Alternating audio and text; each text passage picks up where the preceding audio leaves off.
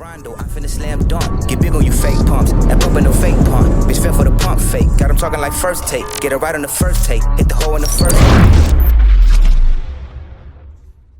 Yeah, we back with another episode of Sit Down with Slim, man. We got a returning guest, my dog Dorian, the art dealer, man. What's been going on, dog? What's good, bro? I'm chilling, man. Yeah. I ain't gonna lie, I've been beefing with you, though. Why you beefing with me? Bro, this Charleston White shit you be trolling me with be pissing me off, bro. Then I'm watching No Jumper and I'm getting mad as hell. They got bro on No Jumper from Chicago and like he just on there doing all the telling he want to tell. I'm like, bro, where the hell is hip hop at, bro? This shit getting weird, bro. He like, nah. I guess he trying not to snitch on the interview, so he like, nah, Von didn't catch that body. Then 30 minutes later, shit, I ain't gonna lie, Von had more bodies than T-Roy. Like, what? Why are you talking about that? Them your people. Nah, hell nah. They ain't my people. I don't even get into that type stuff, bro. Them are your people. You say you like King Von. I like his music, bro. Okay. But like the people of Chicago, what will possess a grown ass man to go to do an interview with a white man and talk about niggas killing niggas? Because they're getting paid. Attention is the new drug. Bro, that don't surprise me. We just had a dude that came out and supposedly revealed what happened to, was it Tupac? Mm-hmm. And now he got himself locked up behind it. And now he's saying it was fake, it wasn't real. Like, bro, that's what they doing it for. Why did he do that, though? I never understood to be honest that. with you, I only saw clips of the interview, so I don't know why he did it, but... I seen it was like multiple interviews though where he was talking about himself, incriminating himself. Yeah. See, I thought he had some kind of immunity deal. That's why he was doing it. Apparently not. Apparently not. Somebody told me something like he did have an immunity deal, but the shit he was talking about wasn't up under his deal. That part I don't know, but for whatever reason, first of all, let's get it clear. I'm not in the streets. Yeah. But from my understanding, what you talking for? Yeah. You know what I'm saying? Like, as a grown man, you shouldn't be talking about business that don't, you know what I'm saying, concern you. You know what I'm saying? Definitely not that. And if you had any involvement, what would possess you to open your mouth and say it? But it's for attention. Attention is that powerful that people are crashing out. Your boy Charleston White likes attention too, though. He do. But you rock with him. Like, that shit he said recently. Wait. Nah, you rock with bro. Hold on. Before you say I rock with him, I ain't said none of that. But even you know what I'm saying, even a broken clock is right twice a day. Okay. So let's be clear on that. You know what I'm saying? I don't condone a lot of the behavior, but I'm not gonna say stuff he's saying true. All right, what about his most recent comment talking about it wasn't Black Israelites. Who was talking about? Who? He was talking about dang, let me find it. I'm gonna just play the clip for you because I don't think you seen it, and I know exactly how to find it fast. He do some. Oh, here we go, right here. I got you. What? Nigga, the black Muslims in America ain't never blew up a building. See, that's what make you black Muslims weak in a motherfucker. Nigga, y'all ain't got no suicide bombers, nigga. All the other Muslims got an army. You niggas can't even pack guns as Muslims. You niggas don't even have gun training. You niggas ain't even got gun license. Man, y'all the dumbest Muslims in the world, the black Muslim, nigga. I don't respect stupidity. And the black Muslims is the dumbest motherfuckers I've ever seen in life, I swear to God. In America. Okay, why would he say that? So, okay, so let's say that, first of all, his approach is not the most respectful or conventional. Mm-hmm. Again, I don't agree with that, but I can't tell a grown, you know what I mean? That's what he decides to do. I know what's the meaning behind that. In his mind, he feel like as black people, we say we got all this power amongst each other, but when it comes to us being attacked by outside infrastructures, we don't show none of that power. Mm. Like right now, if me and you go somewhere, we can get in a fight with somebody, and somebody get mad enough to go to their car and try to shoot us. But if the police got your homeboy face down on the ground with his head with his knee in his back, you ain't gonna do nothing. Do that make sense? Yeah. That do make a lot of sense. I ain't gonna lie. And that's what he get. I'm not. It's always the horrible delivery with him, though. Yeah, it's always terrible. And I'm not gonna say I'm an expert in the Nation of Islam or black Muslims or whatever to say why they do it or they don't. I'm sure there's a reason for all of that. But if you listen to Charleston White, most of the time, the basis of what he's trying to do, he's trying to challenge people.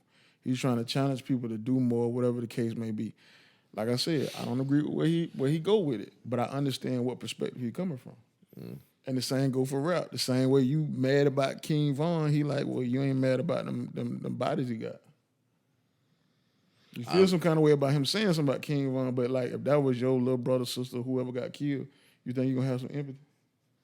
Yeah, I would feel some kind of way, but you know, I'm gonna be honest with you, dog. I ain't one of them people that's like deep into that kind of world. Like when I watch the interviews, it'd be my first time knowing what them rap lyrics even mean. Like, I don't even know who Wooski is until yesterday. You know what I'm saying? But yeah, I get that. But the lyrics hit different when you find out who they is, though. Like when Vine say something like, "I bet Wooski's still twitching," and you find out Wooski somebody that got shot in the head, and now he has seizures and has like a piece of his head missing. It's like, whoa, them lyrics ain't really as hard as I thought they was. But everybody wanted to be real. Yeah, that's a little too real for me, though. But that's the crazy thing, though. Like, when it comes to black culture, we want the most authentic, real. We want it all, but we don't understand it's a different side of that. You know what I'm saying? It's a different side to a lot of the talk that they have inside of some of these lyrics, this music.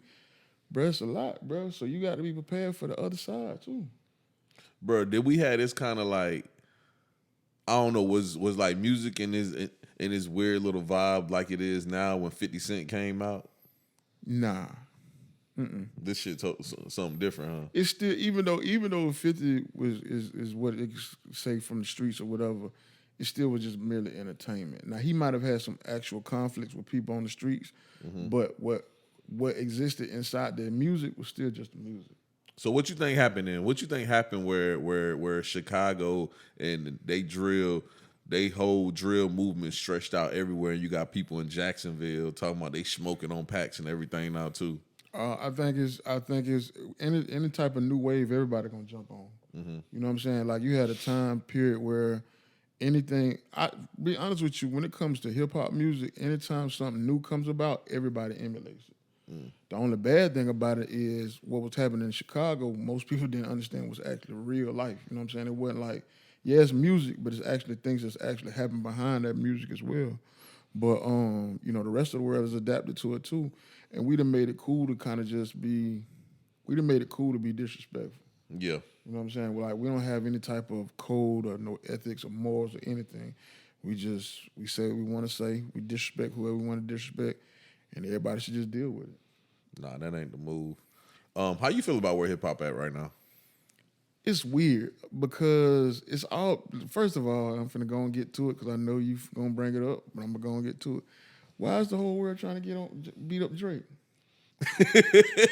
Drake got... Nah, that I like about hip hop because I don't like Drake. Why do y'all hate Drake so bad, bro? Man, bro, I never liked Drake, dog. Why? Okay, so I always tell this one funny story. When I first moved to Kentucky, I think I was like 17, 18 years old, and the first little girl I messed with, because I was a senior in high school, first little girl I messed with, she put on Drake. And I was like, what the fuck? That was my first time ever hearing Drake. First time. I was like, what the fuck is that?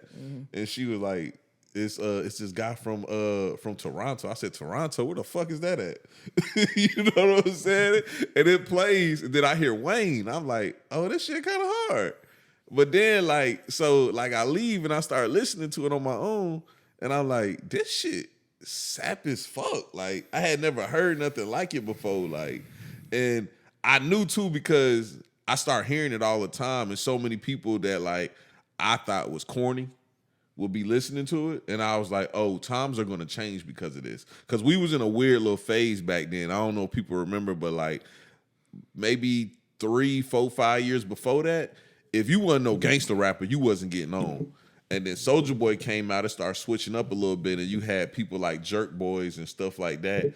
But yeah, we was in this weird phase, like the Jerk Boys was coming out and all that. And a lot of people say it's because of Kanye, because Kanye came out and, you know, he was changing the narrative. I'm not putting all that on Kanye. I really think when Drake came out, he made hip hop be more acceptant to different kind of music and different kind of people. And I wanted that though, Cause I got tired of like everything being some gangster shit. Like I appreciated the Wiz Khalifas and the Mac Millers and people that was coming out making that genre of music. But Drake started making shit too soft and sap, man. You had niggas like putting quotes about, I hate sleeping alone. Like I don't like that. I don't like that era. That shit was just too much. That's why I don't like Drake, bro. Like he just started making shit too soft, bro. And then like, bro, me and my homeboy. This is the last thing about Drake, dog. Me and my homeboy Big King, bro. We always laugh at my nigga Maine, dog. And I ain't never told Maine this. But me and Big King did an interview with Maine one time, and that nigga Big King asked Maine. He said, "Hey, bro, why you like Drake? Like, that's your favorite rapper?" And Maine was like, "Yeah." And Big King was like, "Why?" And Maine said, "Because we both like women." And I was like, "Oh, hell no." I got mad as hell, bro. I was like, "Yo, nigga can't be your favorite rapper because he like women." Like, no, bro. No, dog. Okay, so hold on. All right. So, first of all, my first introduction to Drake was the comeback season. Uh-huh. He was rapping. That's when he had the sweater on the cover, right? The little fall thing. Yeah, it had like the fall cover. Okay. But he was rapping. You know what I'm saying? So then, I think I got on So Far Gone. Yeah, So Far Gone was different. But my thing is this. Just because a person makes a different type of music don't mean I got to dislike it. Mm-hmm. That's what I'm confused about in this day and time. It's almost like if you don't like something, you have to hate it. I ain't gonna say I hate, bro. You know what I'm saying? Because bro got some music I like too. Right, though. because at the end of the day, if you kicking it with your chick, you need some type of music for that. Like what? Yeah, R&B. Yeah. He making R&B, he just rapping. He making R&B, he just rapping. If I want to hear that kind of music, I'll put on Ja Rule. Ja Rule don't even make that kind of music. Bro, Ja Rule had to crawl so Drake can walk. No. Bruh, I'm sticking to that. No, Andre 3000. Oh, here you go. Andre 3000, let me clear that up. Before Kanye, before any of them, Andre 3000 had to crawl so they can walk. That's why all the new guys, that's their OG and they. Okay, I never thought about that, but now that I think about it, like yes, Andre wasn't doing what Ja Rule was doing though. Ja Rule's not doing what Drake is doing. Nah, I think he is. No, it's totally different. Bruh, crooning on the hook and then rapping on the verse. Yeah, but That's the same shit, bro. It's not the same. See, Andre was doing more so like melodies on the hook and like songs like Prototype and shit like that. Yeah, that's where Drake came from. That's where 808s and Heartbreaks came from. Where you think all that came from? Yeah, but I mean like these niggas was like Andre was already outside of the box, doing his thing outside of the box. The only difference is Andre gave us rap, hip hop before he gave us that other side. Mm-hmm. So that's why it was, even though back then it wasn't always acceptable, but it became more acceptable because you knew he's talented as a producer, he's talented as a rapper, so he's giving us this other side to him. Some people didn't like it, some people did. It is what it is. But he opened that door for that. Mm-hmm. Because prior to that, nobody was doing that. Nobody was doing it before he was doing it. Not in hip hop. I'm gonna go back to Drake, but since you brought up 3 Stacks, now I gotta ask you. I seen this debate on Twitter, and people was talking about the Migos was top 3 rap groups of all times. I wanted to know if you agreed, because I already know who your number 1 is. Top 3 rap groups of all time? Uh-huh. No. Not top 3, not top 5? Maybe top 10. Top 10? What's your top 3? Yeah, just give me 3. My personal, or what we saying is both. Like the great. Both. I want to hear both because Okay. I already know you're gonna have Outkast on both lists. Outkast on top of both lists. Yeah. My personal favorite groups of all time would be Outkast, 8-Ball, MJG, UGK, Good and Mob, and then probably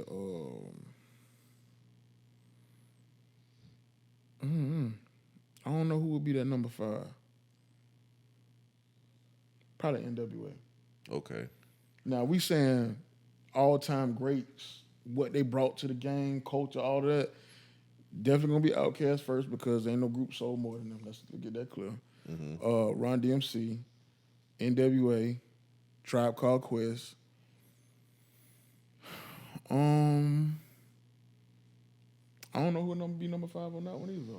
So the arguments that was going on online was a lot of younger people wasn't saying people like NWA and Run DMC. I get it. And they was like, not only is that not their time, they was saying Run DMC suck.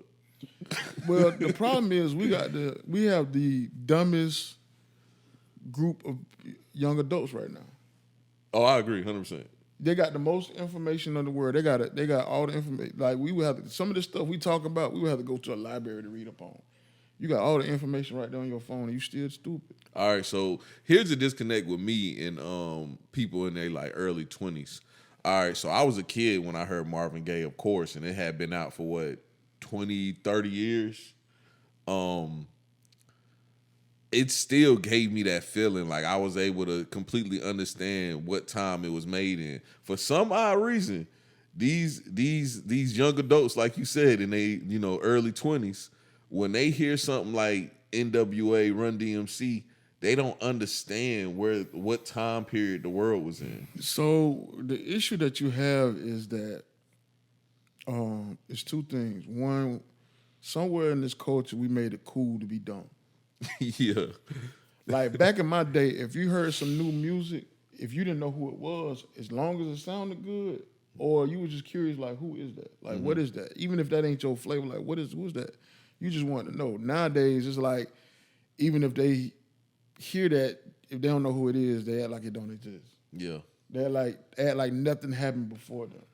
And for whatever reason, we made it cool to not even want to care about who came before you. You know what I'm saying? Or what happened? Or how did we get to this place? You know what I'm saying? What blueprint did the Migos follow to get them to the position that they're in? They didn't just wake up one day and say, we the Migos and we just going. It ain't like they rap style. It's like completely original.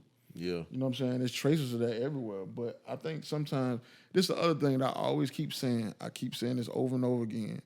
For whatever reason, we made it cool to not be great and to not be smart and to be intelligent.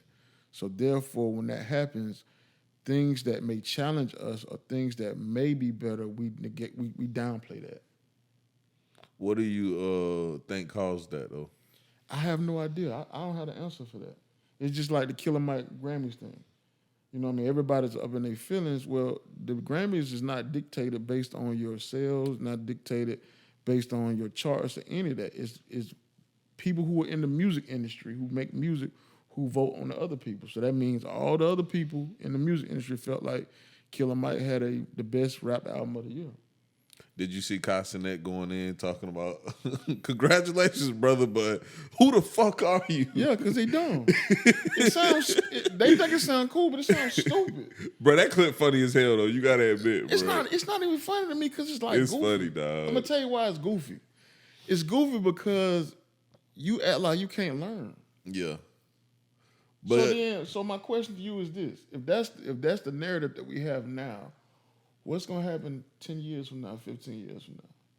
Oh, I think it's only gonna get worse. See, bro, I'm at this weird age because I'm 33. Mm-hmm. So like I more so connect with your age group than their age group. Mm-hmm. Their age group, like I have a little bit of understanding. Only because some of them was like in elementary school when I was in high school. Mm-hmm. So I kind of get it, but kind of don't get it. But I completely understand y'all age group because I was grown when y'all was damn near grown. You know what I'm saying? Yeah. But for some reason, I think the disconnect in their age group is they just went all the way left with it and started getting influenced by people who really don't give a fuck. Like one of the worst people I feel like a kid can look up to in hip hop is NBA YoungBoy, and they love that NBA YoungBoy. And bruh sat in the interview and said, "Man, I ain't gonna cap y'all folks down. I don't really do this dad shit. Like I like making music. I don't care about being a dad." I said, "Whoa." That's a scary thing. But see, you know what? I'm gonna tell you who I blame. I blame our, I guess, gatekeepers. Because somewhere along the lines we made it cool. We start giving out participation trophies. Yeah. So therefore, I can wake up tomorrow and say, I can go online and say, man, I'm the greatest rapper in the world. And have no proof, no evidence, no body of work, nothing. But if I stand on my soapbox and I get enough people behind me to say, well, you know what, he did do this, he did do that, they would justify it and make it legitimate. And that is a dangerous place to be. So that's why we at where we at right now. Because people can say anything they want. Just like, like right now, it's hard to compare rap groups now to rap groups before because, yes, you may have a platinum artist, but you're platinum from free streams. Yeah. You're not platinum from 1 million, 10 million people going in the store and purchasing your record. That's something totally different. But times had to change though. It still don't matter. You still can't tell. But you can't fault the new artists because times changed. I can. Why? No, I'm not the artist. But it still does not hold the same weight. So you mean to tell me the same way that you get 1 million streams online without having to pay for any music is the same merit as another artist selling 1 million records that could only be purchased in the store? Well, I'm saying you can't hold that against them because times is just different. I'm not holding it against them, but that understand that when you compare yourself to these other positions, that's what you got to understand. Understand somebody did way more than you did. Well, I mean, okay, going out and hitting the streets and passing out mixtapes and all that, I understand the nostalgic feel of all that, but you still got to get on the internet. You got to distribute and do stuff like that. So? And you feel like those not comparable at all? Bro, me and you can go record a song tonight, tomorrow morning, go online, pay $10, upload it, and it's delivered to all the platforms. That is not the same. But you still got to push it. Just putting it up, like. But I can still push it for free. I can still push it without a budget. But how though? I always ask artists that. How though? How are you going to push it for free? How are you going to do it without a budget? I can still build listen. Bro, they say it's like 200,000 songs uploaded on Spotify. That's cool. That's cool. But this is what you got to remember. The money ain't in the streaming no more. The money's in concerts. The money's in merch. The money's in everything outside of the music now. Yeah, but you got to get to that point first. And that's what I'm saying. Do you know how many people? It's still a grind to get to that point. It's still a grind, but it's nowhere near compared to what it used to be. It's nowhere near that. Why you feel that way though? Because I can still sit here. I can sit here with my phone. I literally can sit here with my phone and do all of that. Yeah, that's still a grind. That is not a grind, bro. Listen, bro, you have to be consistent. You have to find creative ways that still for people to click on it. That still does not compare to me living in Augusta, Georgia, getting the world to pay attention to my music before social media. Yeah, that don't compare. So at the end of the day, yeah, you can say it's a grind, but it's not. I mean, it's a certain level of work. I'm not saying it's no work, but you feel like it's not comparable at all, though. No. How is it comparable? I mean, but how can you fault a new artist? I'm not faulting anyone. I'm just saying, understand that yes, you may have done this, but it's somebody else who did more. Mm-hmm. It's somebody else who did more with less than what you have. That's just the ignorance of like younger artists, though. They don't understand that.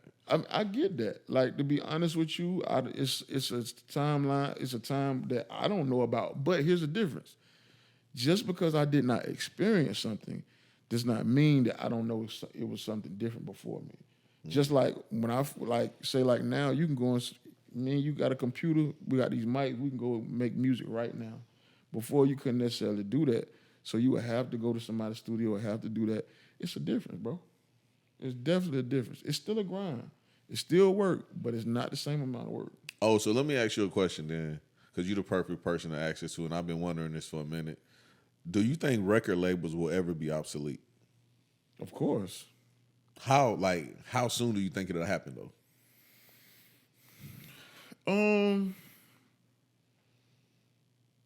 Because it's something I can see also, just like I knew the compact disc would be obsolete one day.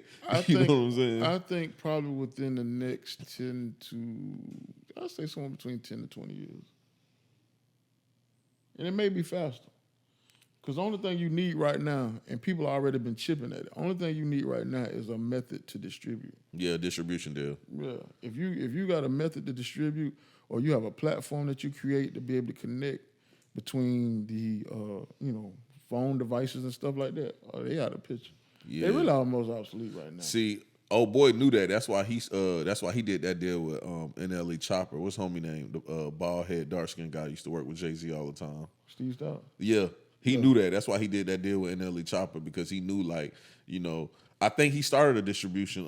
United Masters. Yeah, because he knows what time it is. And I think he also knows that he ain't got much time with that neither. No, he don't. Because artists, like you just said, artists can just upload it and, you know, go La from Russell's there. a perfect example.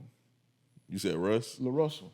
You talking about From Cali. Oh yeah. Perfect example. They already got a platform where they're trying to show you, hey, a different way for you to make money as an independent artist by distributing through them. You know what I'm saying? Something even better than what United Masters is offering. So you think artists don't even need the budgets that record labels can provide now? Because they're not providing budgets until you already got motion. Yeah, and once you got the motion, ain't no point in having them. See, and that's really another reason why we got poor quality entertainment right now. The infrastructure of a record label don't exist no more. You know what I'm saying, grooming the artists and, you know, building up their fan base and all that other stuff that they were doing before, they don't do that now because they feel like we can sit back, pay attention to the numbers, see who's hot, see who's next, come in, offer them some kind of deal or whatever the case may be, and eat off the work you done started. So by the time you get something moving, you're already making money. Record labels don't even talent scout no more, do they? Nah. They don't have to, really. They don't. They just sit and wait. They wait just like everybody else. And it's all about whatever you create online or whatever community that you build or whatever following that you got. Yeah. Bro, do you believe in industry plants? Do you think some artists are industry plants? And what do you call an industry plant? I don't really believe in that because I'm trying to figure out what's the benefit. Anytime somebody has a conspiracy, I'm trying to figure out how that what it's got to result in some type of money. Yeah.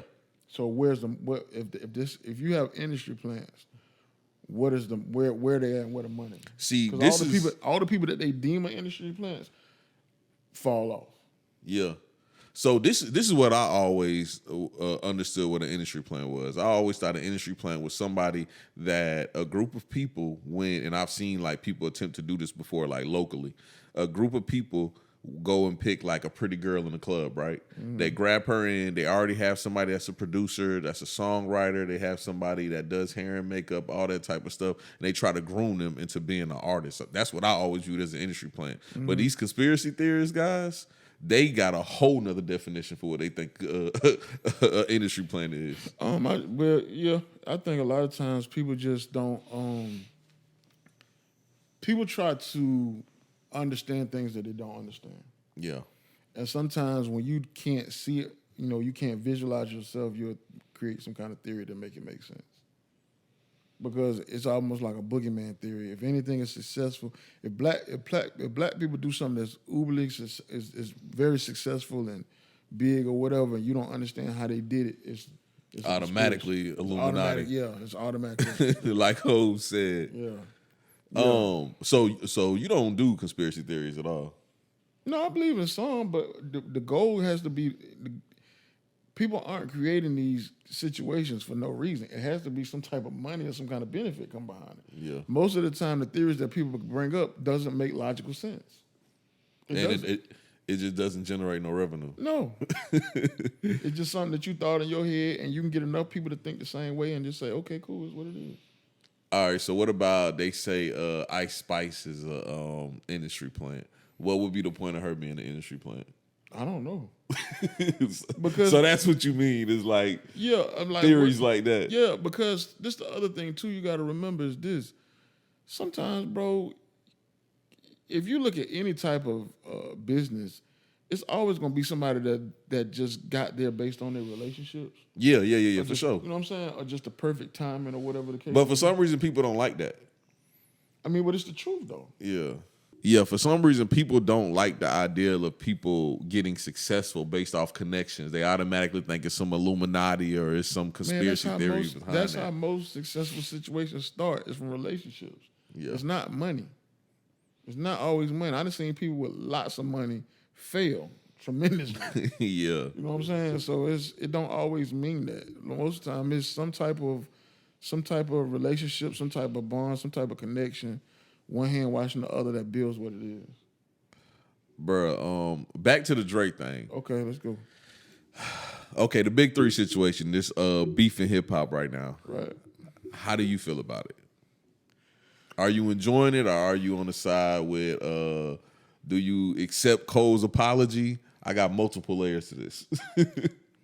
I really don't care because the Cole was kind of like, you know, he went in the middle of it. Yeah. The beef wasn't necessarily with him, it was with Drake. He was a bystander. Yeah, but like, to be honest with you, I'm a music artist. I would have a hard time having a conflict with my peers.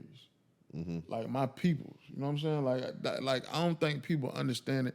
And we're so thirsty for controversy. Like we want a good beef. We want it so bad. We want a good beef. But it's like, okay, that's cool, but that ain't what we own. If that ain't what that man want to do, that ain't what he want to do. People forgot that Pusha T beat Drake in the rap beef too. Nobody even gives a fuck. What? How did he beat him? He told us he got a child. Yeah, that was it. Shade Room do that every day. Hey, nowadays, that's all you got to do. Okay, then. But okay, so that's what I say, bro. This is my question. Yeah. In the past, we've seen rap beefs or battles affect artists. Nobody's stopping Drake. That's what I'm trying to figure out. If everybody's saying they such the man, bro. and, you know, Kanye just did the interview and that man, that interview was awkward. I tried to watch that interview last night. It was super awkward. And I'm like, the elimination of Drake, good, bro. What did he do to y'all, bro? The rich baby daddy thing he said was weird as fuck, bro. And people was online like, he's spitting. I'm like, bro, I don't even understand what the fuck that means. Me neither. Basically, what you're trying to tell me is that Drake doing business with somebody, and somebody got, you know, I guess they're the investor. They're getting the lion's share of his money. Well, newsflash, Kanye, you know, you got a lot of people that was getting the lion's share of your money too. Correct. So and we already knew that shit. That shit wasn't like no breaking news. Right. Like we have a decent understanding of the music industry. Right. A decent understanding. Right. Not saying we know everything because we not in the inside, but we have a decent understanding. Yeah. Kanye was acting like he just, I don't know. And it's almost like he inserted himself in the middle of something. Yeah, he did. Like, but people were saying that about Ross, but I disagree because Drake was dissing Ross also. What they say? What, Ross was inserting himself? Yeah. That man was throwing shots at Ross. What do you mean? But they was like Ross was trying to get his 5 seconds of time. Bro, the number one pinned tweets when Ross first came out with his diss was, "Hey, you might want to sit this one out, Grandpa." Oh. And I was like, bro, yeah, we in some different times now, dog. Yeah. We in some different times. Yeah, and I mean, you know, the internet, people say anything on the internet. Yeah. They say stuff they'll never say in somebody's face. Yeah. So, you know, it is what it is. But no, I mean, to me, like, I'm just trying to figure out what Drake did so bad to everybody. You know what I mean? The only person that got a legitimate thing is Ross with the French Montana joint with the record and all that other kind of crazy stuff. But outside of that, still a weird beef for me. Huh? Still a weird beef for me. I mean, if me and you homeboys and we supposed to be getting money together, and then you try to shut down a situation I'm a part of without explaining or saying why, then I'm like... Well, did you hear... Okay, I recently had to drive to Texas and all the way back, so I joined Joe Budden's Patreon, and I already got a Patreon account, so it wasn't too much to do. But they had Academics on there, and they was talking about the beef, and they was asking Academics about his relationship with Drake, and they had a very interesting conversation. The conversation basically was he has this relationship with Drake, and he said he feels like a lot of people in the media industry beef with Drake because he either promised them an interview or won't speak to them at all, and now they dislike Drake. And they asked him like, hey, would you be mad if Drake went and sat down with Aiden Ross and didn't come holler at you? And Academics was like, nah. He was like, Aiden Ross does more streams than me. I understand the game. I can't be mad at someone that I have a relationship with that doesn't come to my platform and goes to a bigger platform for business. I don't understand why people feel so entitled. Yeah. Like, if that man don't come on your platform, that's his choice. Well, you know, what's my guy name from Rap Radar? Talking about Elliott Wilson. Elliott Wilson. Yeah. Elliott Wilson, like that's the big thing with Elliott Wilson, like, you know, and Drake actually did his his platform before, but he still got this big old beef with Drake about not doing hip hop platforms, and it's like, bro, you got the exclusive before. But my thing is like, why? Like, don't nobody owe you?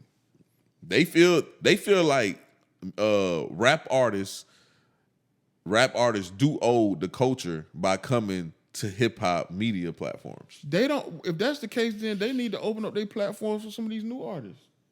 Oh, I 100% agree. Why are you still trying to go back to somebody who gave you an exclusive before? What about all the other new artists that come along? Like what? Like, you know what I'm saying? That's like, you know, the same way how they tell young artists, man, get your weight up and do this when they feel like they want to be on certain stages and platforms or whatever the case may be.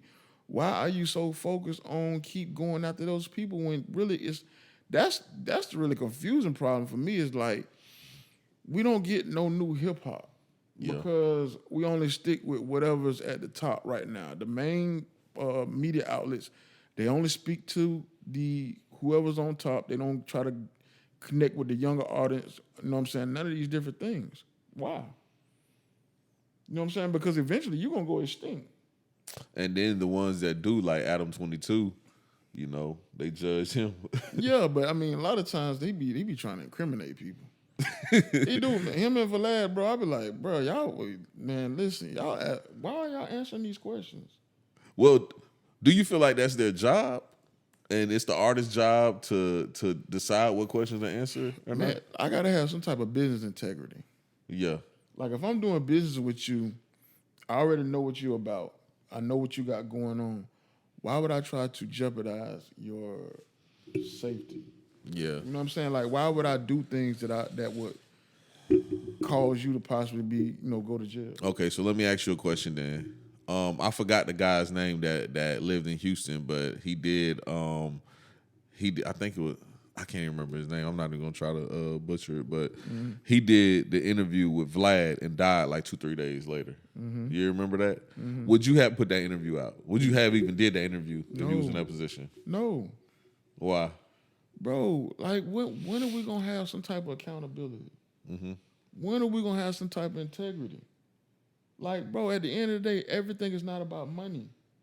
So if I'm willing to jeopardize your safety again to put money in my pocket, come on, fam.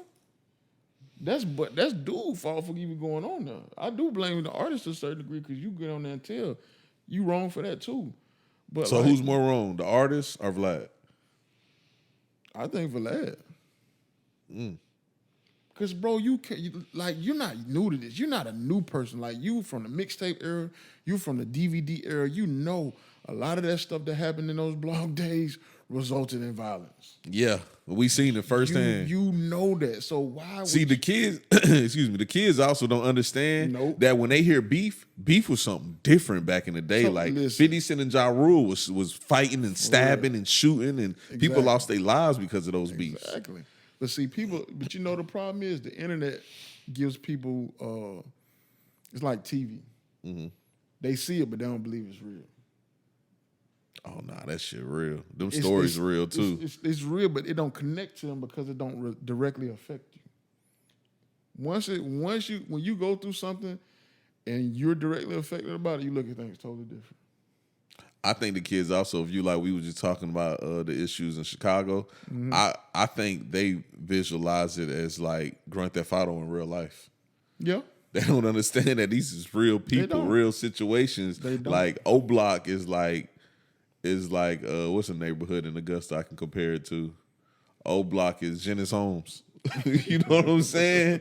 Like, this is a real neighborhood. This ain't just some shit in a rap song. And some of them do. Some don't get it twisted. Some of the youngsters understand it's real. Yeah. Some of them are living that life. But to the world, to the masses, nah. They don't get it. Yeah. Nah, they don't. But yeah, I'm just trying to figure out, man, why everybody mad at Drake, bro. All right. I think the beef is because of women, dog. I'm gonna be honest with you. Like, most of the wars, most of the problems in America. I think it's some of that, but I think it's also some jealousy. I think it's some envy. And So like, what's the matter problem of with fact- Drake and Future then? Matter of fact, Jay-Z said it on his what the joint him and Drake had, Light It Up. Light It Up. Where was that from? That was off the Thank Me Later album. Yeah. Drake's It second was album. just- yeah, he was like, Nah, his second album was Take Care. Thank Me Later was his first album. Yeah. Damn, what was the line? Because he referred it to the Godfather reference. But yeah, Jay-Z told him, like the Barzini meeting, watch for the haters. Like I forgot what was the first lines of that, but now he been told him that. But they did the same thing to him too. They did the same thing to Jay-Z. You said they did the same thing to Jay-Z? Yeah. When? Bro, it was a time where everybody hated Jay. It was a time it's almost like you start out right as an artist and you like this new artist, right? And you bubbling and winning, and then you really start going up. You really start hitting your plateau, and everybody start getting mad at you, and they upset with you because they feel like they're entitled to your success. And that happens every time. I can't name my rap artist that it didn't happen to. Which line you said it was about Hov? He was like, watch for the traitors. What he said? He's like, Drake, here's how they come at you with silly rap feuds trying to distract you in the form of a something. Oh, yeah, I see what you're talking about. Yeah. He told him that. Yeah, for They sure. did it to him. Yeah. Hov him. did have that little issue. I'm not a big fan of Eminem, but they did it to Eminem too. Uh-huh. You name anybody in the rap game that really hit that pinnacle. Yup. I mean, that's what come with it though, right? It get lonely at the top and people at the bottom want to get there. It do, but it just be weird when it be your own people. Do you think, because I always pick on my homeboy because he a real big Kendrick Lamar fan, do you think like it's crazy how every couple of years Kendrick got a little diss for somebody to start his rollout? My homeboy said that's not what he does. He said he only did it twice, and y'all be acting like that's his rollout every time. He did. He has only done it twice. I feel like there'll be a third though. When? We gotta wait and see. But when he dropped these records, he don't have an album coming. That's also a big issue. He need to drop more music. No, bro. he don't. No, bro. No, I'm not the person that think you should drop every year No, he or don't. every other year. No, he don't. But bro, dropping like every 7 years is crazy. No, he don't. And he still got more awards and more accolades than half of your favorite rappers. Is that where we want hip hop to get to? Dropping every 10 years for the awards? What is like every what? What do you got? Every 4 years? Every 2 years? I think Damn came out like 2017. Mr. Morale and the Big Steppers came out when 2 years ago. Mm-hmm. And they said he gearing up for an album this year. If he dropped this year, then I'm happy with the pace he's at. Yeah, but this is the other thing. But I'm gonna tell you the problem is we it's so much microwave music to where we don't understand where it's like, bro, it's just a waste of time. To drop consistently like that? Yeah, I'd rather drop a dope body of work that will last for years than to me drop an album and it just fizzle out in the next month or two. Drake ain't put out a good album in a long time. Yeah, that one he put out with 21 Savage was good. The one he put out with Future was good. But besides that, what Future him in? What you talking about, that was a while back though. Yeah. And that's what I'm saying. It's been a minute, bro. No, what's the name was good? Certified Lover Boy and For the Dogs, them albums was not good. No, Certified Lover Boy was dope. Them albums was not good, bro. For the Dogs was not good. Certified Lover Boy was decent. No, it was a good For the album. Dogs was bad. Yeah, it was a bad album. I agree with that one. Reggie and Mid. I get it. You're right. So it's been a minute. So that's why I'm siding with you right now. But maybe he need to take a step back Wait a minute, and not drop every other year. Hold on, but see, here's the thing about Drake that you don't understand. Drake has to supply music for everybody, bro. Yeah. Like, you know what I'm saying? He's not just supplying music for the hip hop artists. He's got, not, you know what I'm saying? Like, he's not just supplying music just for the dudes. You know what I mean? It's like a bunch of people. You know what I'm saying? Like, it's just, what do you want him to do? That's just like with Beyonce. You know, Beyonce dropped a country album. She's beyond R&B now. You gotta drop everybody. But don't you hate when your favorite artists get to that point though? No. I I think that's what the problem be with us. Like we love our artists because we like to come up with them, and once they hit that pinnacle, and they go beyond the stars. No, the problem with the artists of this day and time is they don't make music that lasts a lifetime. So that's why you're always asking for more. All right, so you ain't mad at Cole? Nah. What am I be mad about? You don't think he should have stayed in it with the big three, the Great War? Nah. Like, to be honest with you, I think I'm gonna tell you what messed me up. It's a situation where you thinking, okay, we all cool, we from a certain era.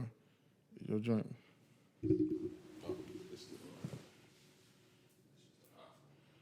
Oh, okay. So I'm just like, if I'm like bigging up my peoples, and then it turn into something else, it's almost like, okay, nah, this ain't a beef. This ain't even like a sparring thing. Oh, he mad with my homeboy. Mm-hmm. I'm cool with all of them. I'm gonna get out the way. I really do wish they would stop beefing over girls. If that's what it is. I really hope that's not what it is. Though. I don't think it's with Drake and Kendrick. I don't think it's girls. I think it's music. Just some competitive shit, bro. I compared it to when Wayne and Hove had a back and forth back in like 2008. But that wasn't no real thing. And that's what I'm saying. I don't think it's no real thing either. I don't think it's that deep, but I think it is personal. I don't think it's that deep, but I think it's a real legitimate beef. For real? Like, why would Kendrick and Drake be beefing though? But if you're a Kendrick fan, he been throwing shots. This ain't the first time. Ever since the some rapper tucked the sensitive rapper back in his pajama clothes. Yeah, he been doing that. He jumped. When was the he said something on the Pimp a Butterfly. He said something. He really said something on every album. Yeah. So you know what I'm saying. He been going at him, and I don't know if it's. I think it's just a competitive thing, just like when Wayne and Hove had their little back and forths. That's what I think it is. It may be that, but I don't. But Kendrick presented it that way. Drake went personal. Yeah. That's why I don't think it's. That's why I don't think it's like. He started dropping wife naming songs. Yeah, that to me that ain't no rap. That ain't just like about rap. That's something personal. But you know how I take that? I take that as when we was in school and you would pick on a nigga and he'll be sad and embarrassed and just start saying crazy shit like that's why your mama got diabetes. Of course. That's what I take that as. Because like I just told you, bro, corny. So he gonna do some corny shit. That AI song was corny. Yeah, Let's get to that. No, that was corny. That shit was super corny. I didn't get it at all. And Snoop is here. Snoop is here. I don't know why he did Snoop, but I don't know if you remember on To Pimp a Butterfly, Kendrick did the same thing. Kendrick at the end of the album, it's like it wasn't like a rap. It's like an interlude with Kendrick talking to Pop. Oh yeah. That's where that came from. That's why most people like, oh, they so gentle. Nah, he got that from Kendrick. Okay. He was just trying to think of how can I insult him more.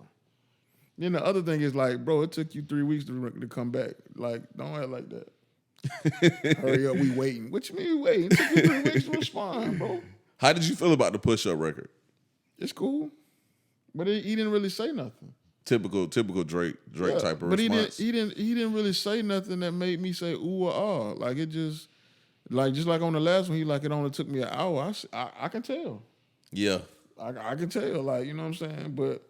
Bro, you might disagree with this take though, but I think the same thing happened with him and Meek beef. That Charged Up record was whack as fuck, but everybody just gassed it, and then he came with the back-to-back. Just so happened right after that, and had a nice little club record, and that shit just sent everybody overboard. And Meek decided to drop the wackest diss song of all times with Flex, and that shit just fucked it up. I agree. And then that also changed like how hip hop viewed beef. That's true. Like now it's on some like I need to make a club record. I need to make something where people is feeling it. That's definitely what Quavo did. Yeah. That's what's going on. It changed the trajectory of beef in hip hop. And now I think beef should be over in hip hop. I'll be honest with you, I'm kind of like, cause ain't no hit 'em ups coming out. But again, that's something personal. Yeah. So you got like that's again, black people got to decide like how real do we want this to get? I'm cool on the beef because this shit getting corny. Because I'm like cool you know on what I'm it. saying, like the Quavo and Chris Brown situation, that's like they really I could see them like fighting and shooting. I'm dead serious. It's bro. crazy because that's an R&B singer too, bro, and a nigga that wears skinny jeans and shit. But just because he do R&B don't mean he like that make him less of a man or anything. No. It don't But make it- you less of a man because you do R&B. It's But it just don't that, mean that he's not as tough or even tougher or real. bro, or whatever. we don't be seeing R&B. Well, I ain't gonna lie, we haven't seen somebody as talented as Chris Brown in a long ass time, but we don't see R&B singers being in fucking rap beefs.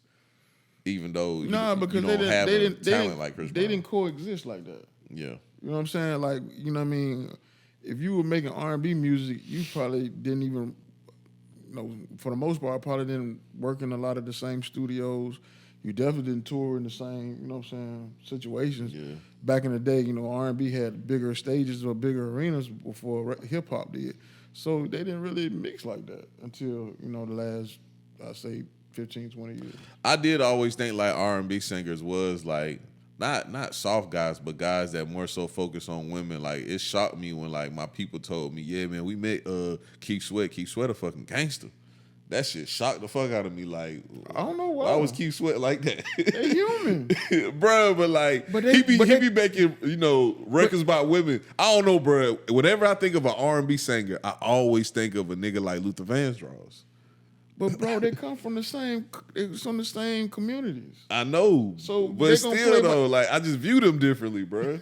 I just think they supposed to be like, all right, you know how like in high school you got like the jocks, you got like the thugs, and then you got the cool guys. The cool guys don't never like be on none of that tough guy shit. They always be hollering at girls and wearing Letterman jackets by themselves in the hall. But they still human and they still men. So they still have to deal with some of the same issues though too. Yeah, I just don't view it like, I don't know. I always view the R&B niggas as the cool guys.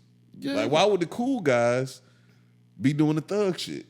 That's not being a thug. That just means that you got some principles and you can stand. Oh, no. I mean, I'm cool with that always. Like, you always should stand on, because, I feel like nowadays, like we were talking about the younger generation lacks integrity like a motherfucker. Yeah. And rules and principles. And I don't know where that shit happened. Like, I had to explain to somebody recently about the Chicago thing because they didn't really understand it. I was telling them about the split because they asked me what does BD mean? Because, a lot of people don't understand that type of terminology. And I was explaining them about the split. Like, I'm not going to get on this pod and talk about some shit that I ain't involved in, but just the split that had happened in Chicago. And when that split happened, like, everybody just started running around like chicks with the head cut off when the leaders of both sides, But you also went the direction they went. If I'm not mistaken, you also had certain projects and neighborhoods torn down. So then, people It forced people to go different ways, integrating different which also was weird as hell. People don't get, like, when they did all that in Chicago. Now these guys who was beefing with each other now live together. You know what I'm saying? Claiming different gangs though, but living together. live in the same community. Yeah, so it's different. That's some weird stuff. A lot of times people don't realize, like somebody like Chief Keef, it was a reason why they recorded all their music videos inside of one apartment. Yeah. Like their early videos weren't outside. They didn't do typical music videos. It was certain areas where they were safe. You know what I mean? Yeah. To kind of do that. It's funny you say that because I ain't like, I know that, but I never thought about it for real though. Like that's for real. Like them boys wasn't going outside. No, they wasn't. they was staying right where they was comfortable at. But everybody thought it was because, they was on house arrest. Nah, like when they recorded them videos, nobody was on house arrest. Yeah. They was on house arrest after them songs blew up. Right. For real. Yep. But I told my people that when I first moved to Augusta, because I lived in Augusta when I was real young, but I didn't really understand the area like that at all because I was a kid. I think I stayed here from when I was like 4 to 7 and moved to Germany, and I came back here and lived in Columbia County. And when I got older, though, I started to realize Augusta is one of the weirdest places I ever seen in my life. Why is it so and weird? and it's only getting weirder now. Everything's so weird to you. Why is it so weird? Oh, Augusta's weird, bro. I got a whole take for you, and I've been waiting to tell you this, but I had to get the Drake conversation, the big three out. Why is Augusta so weird? So first off, I told you this story before. I don't know if I told you this story on the pod. My first day I moved to Augusta was the summer I was going to 8th grade. I remember we got off the airplane. My mom rented a minivan. We went to the Augusta Mall. I seen one of my homeboys from Germany, dapped them up. We started walking around the mall. I went into Manhattan. I brought like 2 tall tees. And as soon as I walked out of Manhattan, I seen a girl go, "Is that Pimp Zilla?" And that nigga turned around and was like, "What's up?" And they just started running after him, and he started running. And I was like, what the fuck? Then I found out when I got to the neighborhood that we ended up living in, like 2 weeks, I asked them who Pimp Zilla was, and they were showing me flyers from like Cream. And they was like, he's one of the, the hottest artists in the city. And he showed me a couple more people too. Mm-hmm. Like I think they showed me, Pig and V-Tech. Okay. That's my nigga too. I don't know why I couldn't think of V-Tech name. And they showed me like 2 more people. Mm-hmm. So boom, I guess that was the local underground scene in Augusta. That was cool, but that's not what made Augusta weird. Okay. What made Augusta weird was when I started hearing about the neighborhood thing, which every place got neighborhoods, right? Right. But not like how it is in Augusta. Okay. Like when I used to hear about these neighborhoods, I used to be like, oh, these must be some real bad places. Because, I done seen some places that was real bad. Mm-hmm. But when you go into these neighborhoods and see how nice these neighborhoods is, and these kids is running around fucking up their grandma houses, that shit really make you confused. What like, neighborhoods you talking about? Pepper Ridge, Meadowbrook. Oh, that ain't Georgetown. You want me to keep going? Like I'm like, bro, these are nice places. Where they call it Uptown. What's the name of that neighborhood? On Tobacco Road. Talking about Farrington. Farrington, yeah. Farrington. I was like, bro, Farrington, a real nice neighborhood. Then they built some more houses in the back of it. Real nice. So let me explain to you. All those neighborhoods that you just spoke of when I was a little kid were suburbs. Mm-hmm. And naturally, just like anything else, when you start pushing people out of certain areas, or you got Section 8 or certain areas start accepting Section 8, it brings the hood to that hood. It brings the streets to that hood. Okay, that makes sense then. I ain't like you broke that down fast and easy too. Because when I was a kid, none of those were hoods. Yeah. None of them. The closest one that was a hood was Boyden Village. But again, even when I was a little boy, I had an auntie that moved, they moved to Boyden Village before it became the Boyden Village we know now. What did it look like in the bottom when you was a kid? It looked like the bottom. Underwood and all that still look the same? Still, yeah. Oh, okay. I mean, it don't look, it's East Boundary too? It's remodeled and stuff now, but you know what I'm saying? But yeah, no, it was all the same. All that was the hood. Okay. That was always the hood because that's where you had most black people at. Mm-hmm. When I was a kid, my peoples moved out to Lumpkin Road, Deansbridge area. I remember when I was a little boy, we had, I'm not trying to be funny, but we had white people that predominantly stayed on that street. It took some time before it became a black neighborhood. I didn't know that. Yeah, like that. A lot of these, I tease people all the time because, especially when we get into the homecoming thing, because I got to take for you for that too. Go ahead. You had Laney and Josie, which were predominantly black schools from the gate. All these other schools were not predominantly black. Not Glen Hills neither? I think Glen Hills 90% black now. It is now. All of them are now. That's because we've overpopulated. But before, no. I ain't know that. Yeah.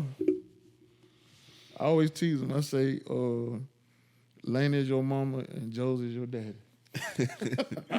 Josie is the people that stayed downtown, right? Yeah, like my people's, my family's from 8th Avenue. Mm-hmm. So all of my people, for the most part, it's really weird because my mama went to Laney and my daddy went to Josie. So I can't get too crazy on them conversations like that. But yeah, you know what I'm saying? Yeah, that's where everybody was at. All right, so now you talk about the homecoming thing. Because I'm going to keep going with this Augusta thing. I got like one more thing after this. Oh, my God. Bro, why you hating on Augusta so Bro, I'm bad? not hating on Augusta. I really rock with Augusta, bro. That's why I came and moved back as an adult. Because, I love it here, bro. This is like, especially Columbia County. Yeah. I know y'all going to be mad when y'all hear that. My fault. I'm a Columbia County type of nigga. It's great out here. It's clean. It feels good. My neighbor just came, knocked on the door, asked us to move. Wasn't no confrontation whatsoever. Very nice lady. You know what I'm saying? And she's black. You know, it make you feel good. I just was in Atlanta and I was at a stripper house and the girl next door knocked on the door and they got to fighting. True story. This just happened like 3 weeks ago. You know what I'm saying? That's why I love Columbia County. But all right, the homecoming thing, right? Right. My mom's from a village in Louisiana, 258 people. They got one school.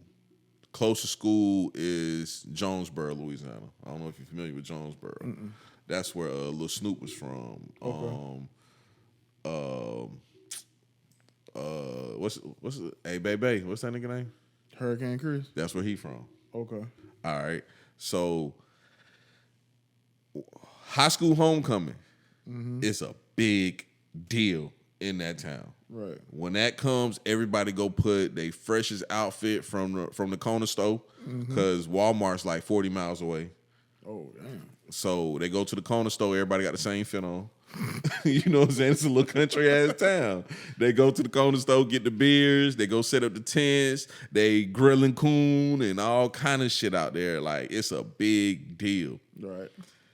When I moved to Augusta, I thought Augusta was a decent sized city. I did not know they'd be on that country ass homecoming shit. Hold on for you go there. Let me give you some history before you go there. Again, I'm willing to learn. Laney and Josie are black schools. They were like the first black schools in this area. That's where homecoming started from. Back when I was a kid, you had some rivalries, but the ultimate rivalry was Laney versus Josie. It was no such thing as Glen Hills and this rivalry, none of that other stuff. The bands that competed were Laney and Josie because these are all black people. I got you. See what I'm saying? So you talking about, you got like Cross Creek. Cross Creek might be what, 20 years old now at this point? Yeah, it's probably the same age as the school I went to. Yeah, you know what I'm saying? Like, you got a lot of these schools that are like new, you know what I'm saying? And even though you have some of them that have been around longer, it took a minute before they became black schools. They were not originally black schools. Okay, I got an ignorant question for you. Okay. Don't be mad at me. It's just a question now. Go ahead, bro.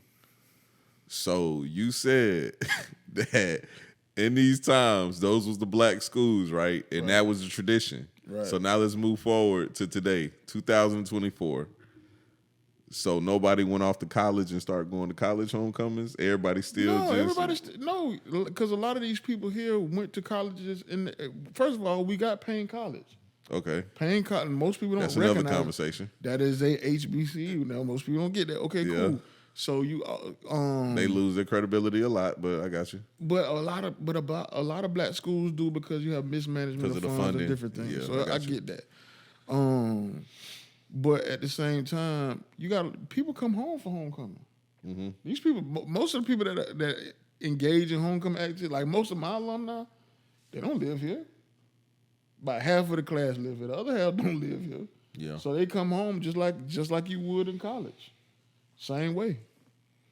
I just think that homecoming shit kind of country, dog. Why? What makes it so? I just feel like Augusta can be bigger than that. Let me ask you this. What makes people reconnecting once a year with their childhood friends to have their experiences and celebrate and get together? And what's bad about that? Oh, nothing's bad at all. And so why is that country though? Because they do that shit in the country. But again, because you can always have a homecoming. I mean, you can always have a reunion. Okay, so what's the difference? That's when they have the reunions. Do they have reunions? Yeah. They do for real? That's when listen, you have people that do reunion class trip reunions. Oh, I ain't know that. Yeah, I ain't know that. What schools you went to when you was here? Greenbrier. Yeah, that's why you don't know. Yeah. Hey, every time I say that too, that's what people say. That's why people be like, your school ain't that old.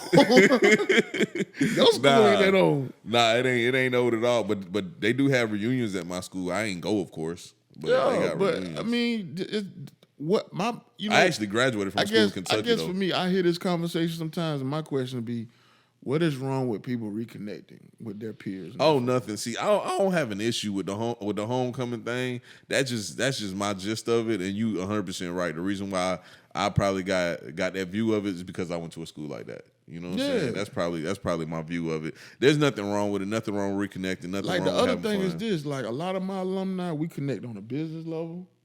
We connect. You know what I'm saying? Like just them. You know what they've been through. We grew up. You know what I'm saying? Some of them got married, some moved off, some came back, whatever the case may be. Like, Yeah. man, you gotta be careful, man. Your sheriff, man, is a Josie alumni. Y'all gotta be easy, man. Bro, I'm just saying, like, that's just my view, bro. You gotta understand, like, I'm a military brat But that you know moved what? around, so I just don't get it. I'm a little Some ignorant people to don't it. understand why a lot of Southern colleges have homecomings the way they do either. You go certain places, That's they be like, interesting. why? What? They got what? But at the same time, I'm gonna tell you this. I'm gonna tell you what happens. If we were to take and make homecomings as big as they are with colleges, with concerts and everything else, wouldn't nobody say nothing.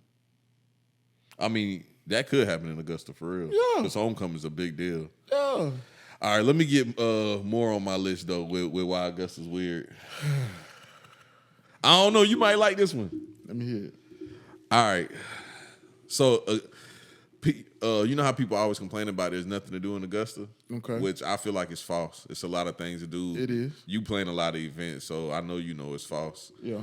But Augusta is in that in-between area where, like, it's a small city that can get big, kind of how Austin, Texas was recently, right? Mm-hmm.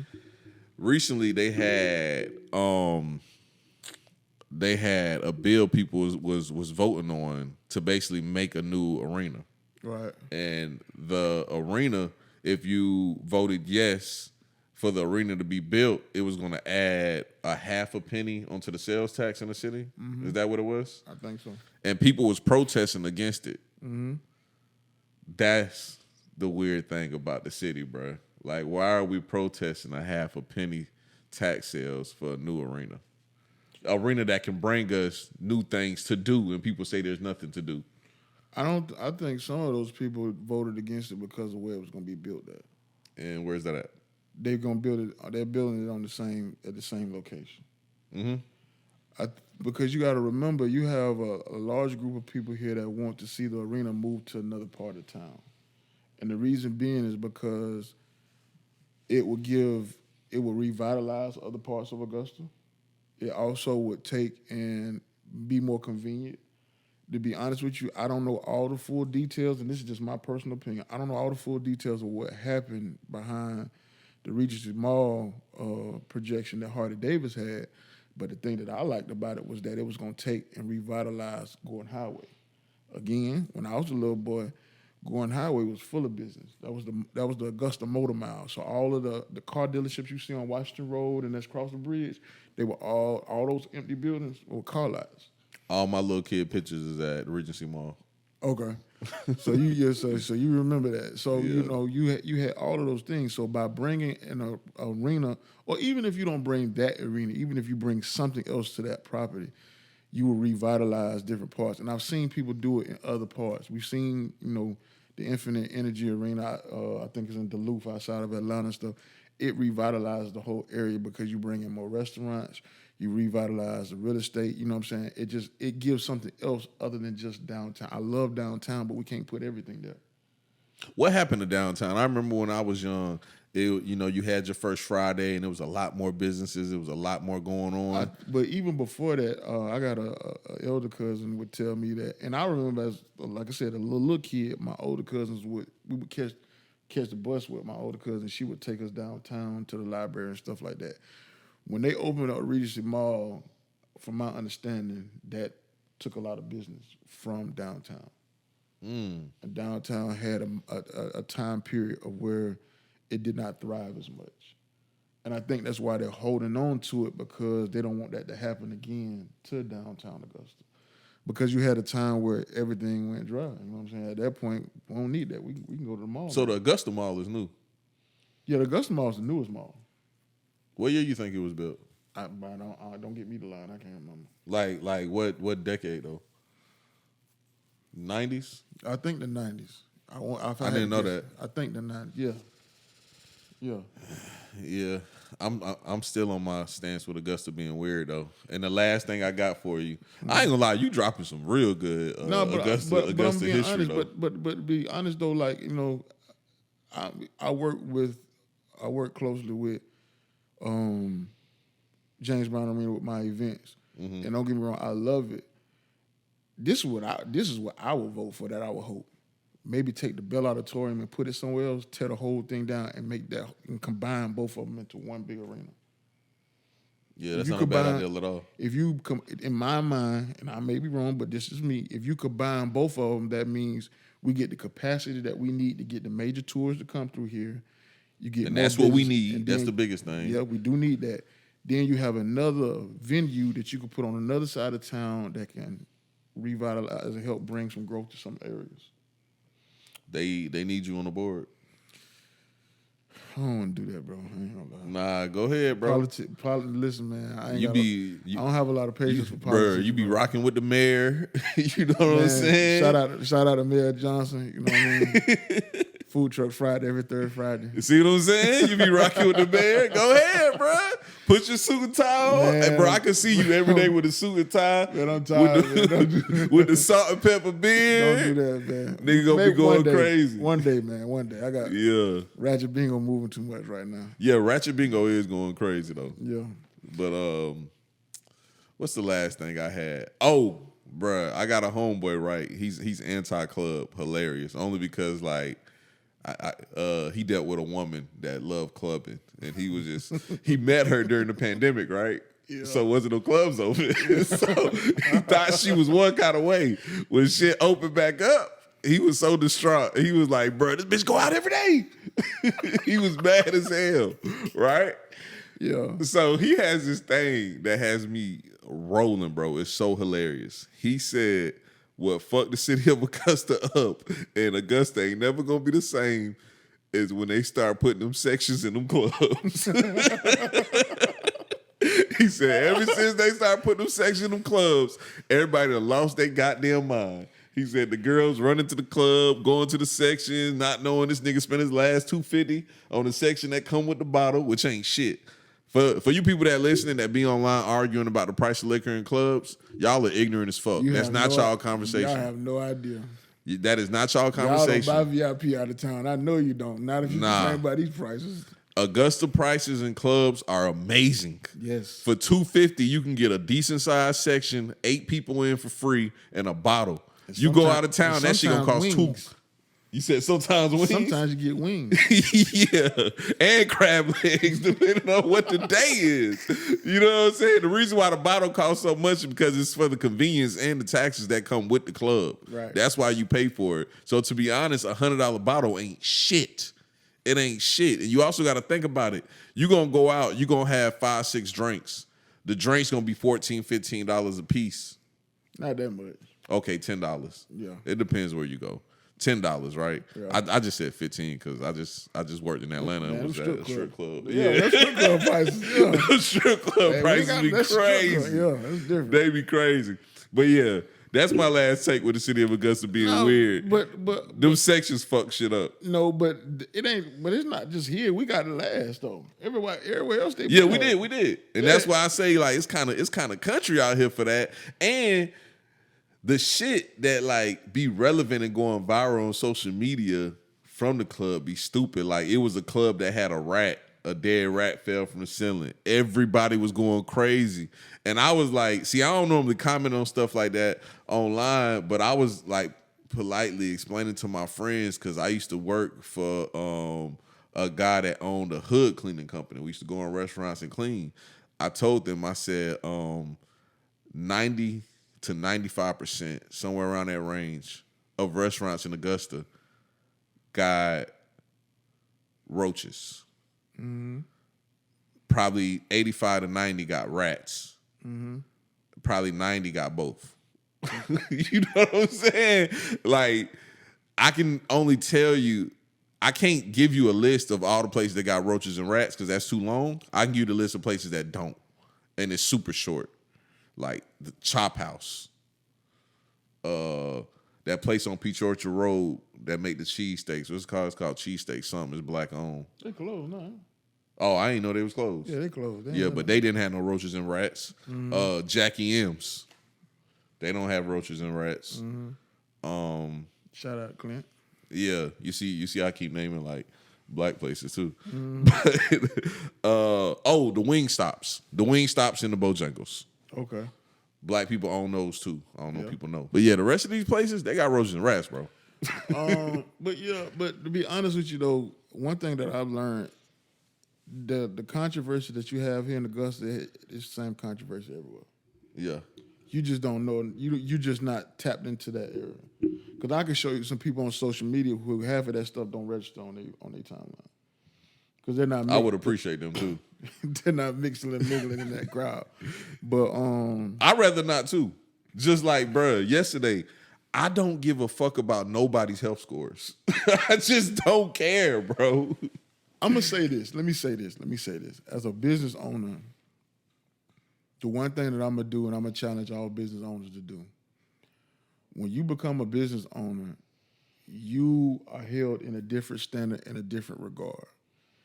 You are in a space where you're viewed differently, and with that being said, it's best for you to stay out of those conversations. It's best for you to stay out of those things.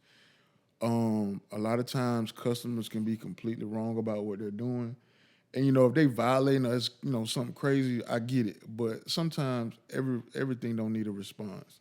Or it's a smooth way to kind of respond to people. You get more people.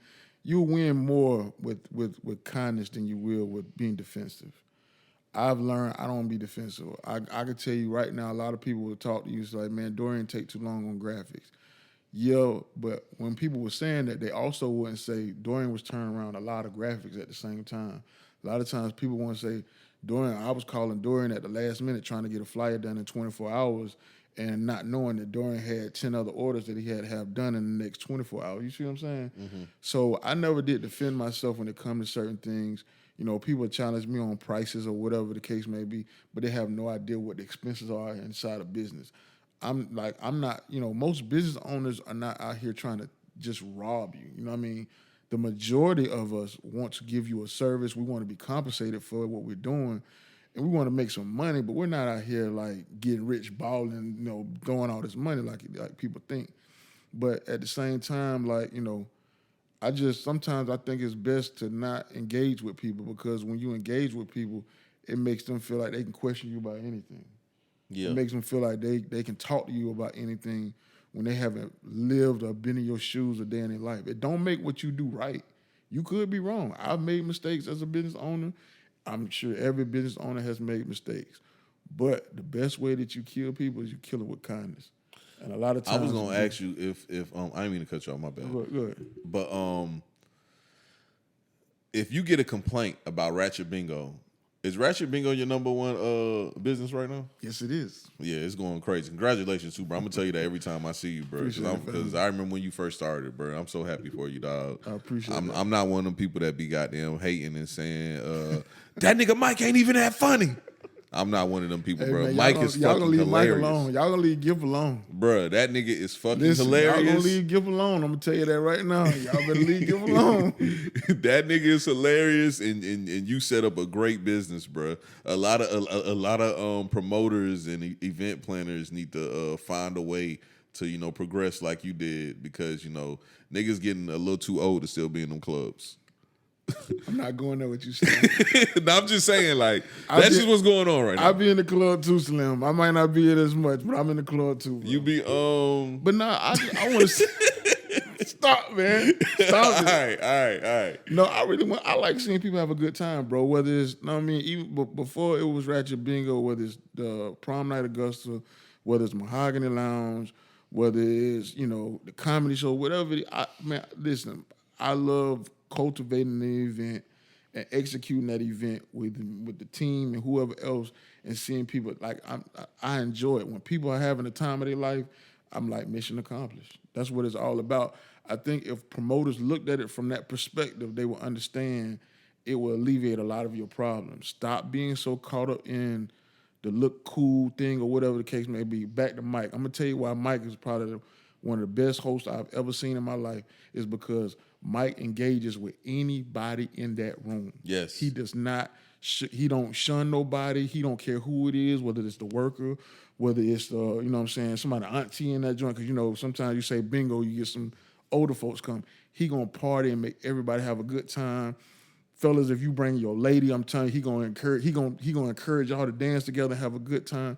Bro, that's what this is about. When you're doing events, man, it's not about all the shining and taking all the pictures and doing all. That's cool, but you got to make sure them people have a good time. How do y'all make the older people feel comfortable when they come there, thinking that it's just gonna be some traditional bingo? Listen, a lot of them people come and they stay. Because, listen, in the early days when we first started, and I see them come in, I be like, they ain't gonna be here too long. Yeah. And bro, you will look up and they be standing in chairs dancing just like everybody else. Okay. I promise you. I like that. It's a video from Tampa. I love Tampa.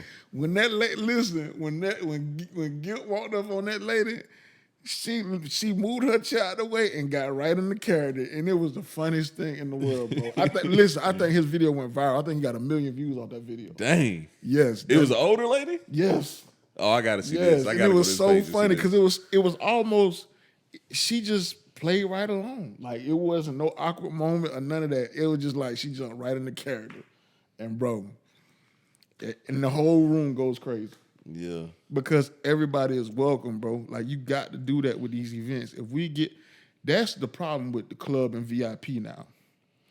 Is we don't have a good time no more. It's all about look at me. Yeah. I see people go in there, get in the booth. They might not be even partying or dancing, but they had a phone in their face, Snapchatting, doing this, bottle popping and all that, and not having a good time. Bro, one thing I love the Ratchet Squad for, when we go out, we party. Mm-hmm. All of us have a good time. They know if they play Dolph or Jeezy, Dorian finna get up. You know what I mean? But that's really what the entertainment is supposed to be about. And that's what's missing right now. That's what's missing with all the, you can have all the VIPs in the world, you know what I mean? And that's dope.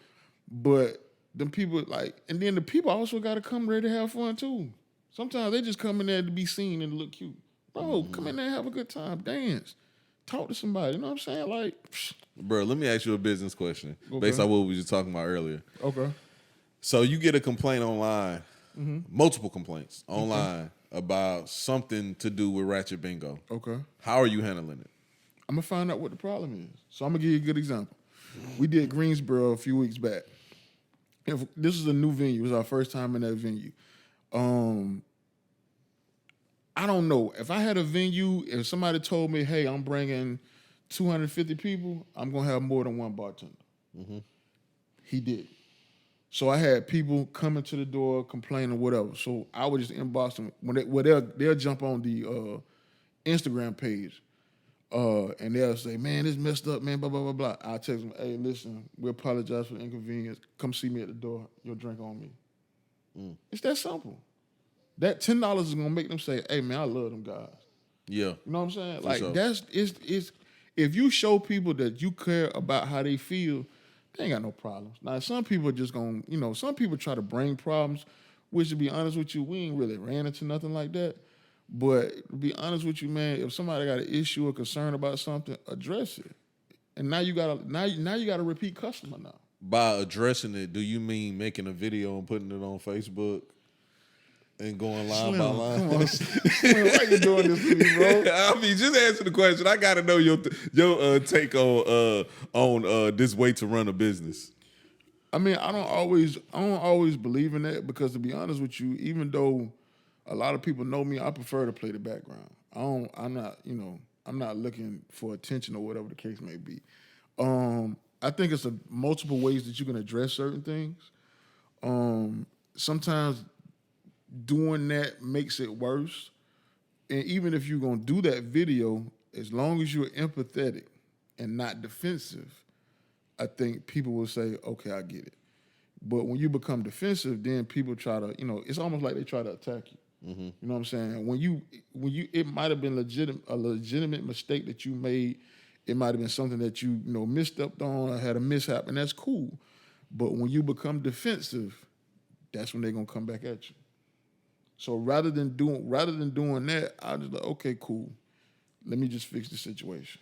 What you would have did if a rat would have fell out the ceiling at a venue you was putting the show on? Probably throw a free party. That's it?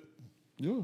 You think they would listen? You think about it totally. I mean, honestly, a rat falling out the ceiling ain't really your fault for real. It's not your fault. It ain't your. It's most of the time when things happen, it just happens. It's not your fault. Just like I told you, when I was in that venue, I didn't control the bar. You know, I don't make no money off their bar.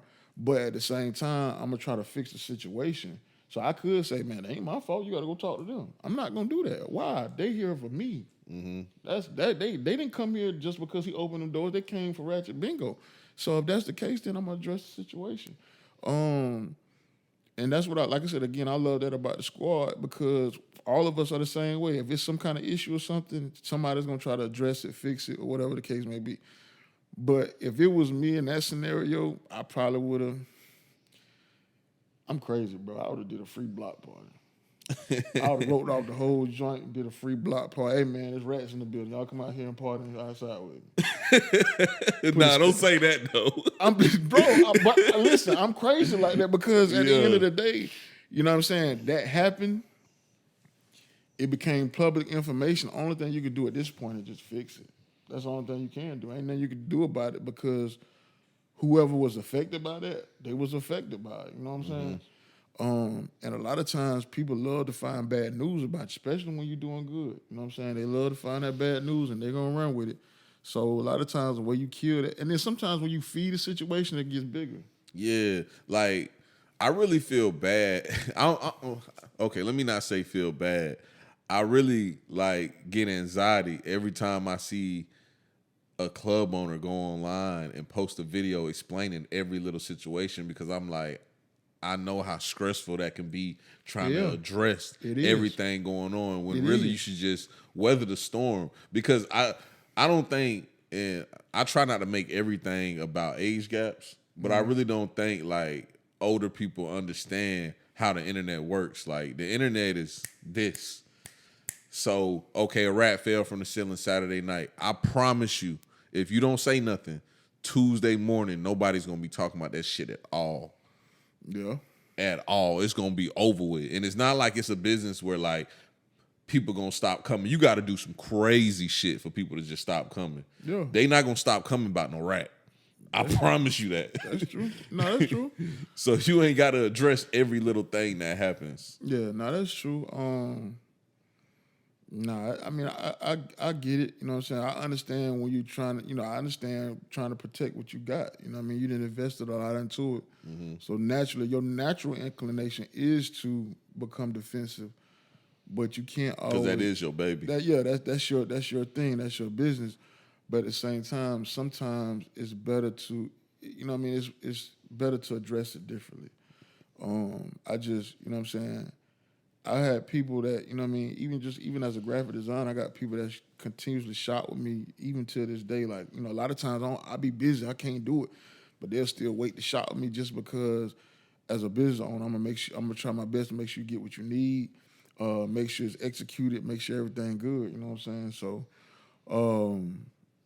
like sometimes you just got to take a different approach, but, I wish the best for everybody. Yeah, I do. That's the politically correct answer. But I'm being honest, bro. Yeah. Because at the end of the day, man, listen, it's nothing like taking your money, investing in something, and expecting a return, and because you need that return to take care of your family, your house, your babies, pay your bills, bro. Why would I not want that for you? That's just the basics. You know what I'm saying? Now, if you ever to ball off of, you ever to eat, get money like that, that's great. But I wish nothing bad on nobody like that. Nah, bro. Bro, one last thing, because I just noticed something I did wrong on my little gambling app. What you did? The Celtics don't play till tomorrow. But how you feeling? Y'all up 1-0. Y'all play tomorrow. How you feeling? I mean, we finna they dead. They dead in the Chevy. And the reason I said it, because, Jimmy Butler is the heart of that team. Yeah, correct. And he gone. He out. He ain't gonna be in this series, so they're not gonna make it. To be honest, what you predicting, a sweep? They might get one game. I ain't gonna say a sweep. They might get one game. But the way these boys moving, I'm looking for us to come on and bring it all home.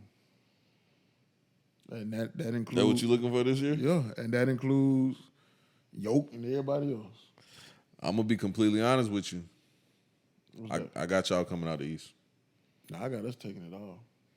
I don't got y'all taking it all. Okay. I don't got y'all beating Denver. You seen what they did last night? Denver? Mm-hmm. Yeah, round one, it'd be like that against the greatest player of all times. I ain't gonna lie, last night was just a weird night, period. Right. But I don't give me a team that's as deep. I don't know another team in the NBA right now that's as deep as ours. So here's the thing. I just explained this to somebody today too. Okay. When it comes to depth, right? Right. A lot of teams got depth. Okay. One of the things that works in y'all favor though, What's that?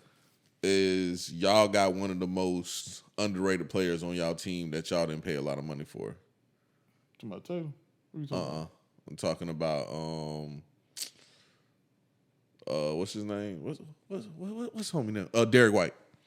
Oh, okay. One of the most underrated players in the league. Yeah. It was voted, the Players Association actually voted him and J-Dub the most underrated players in the league. Mm-hmm.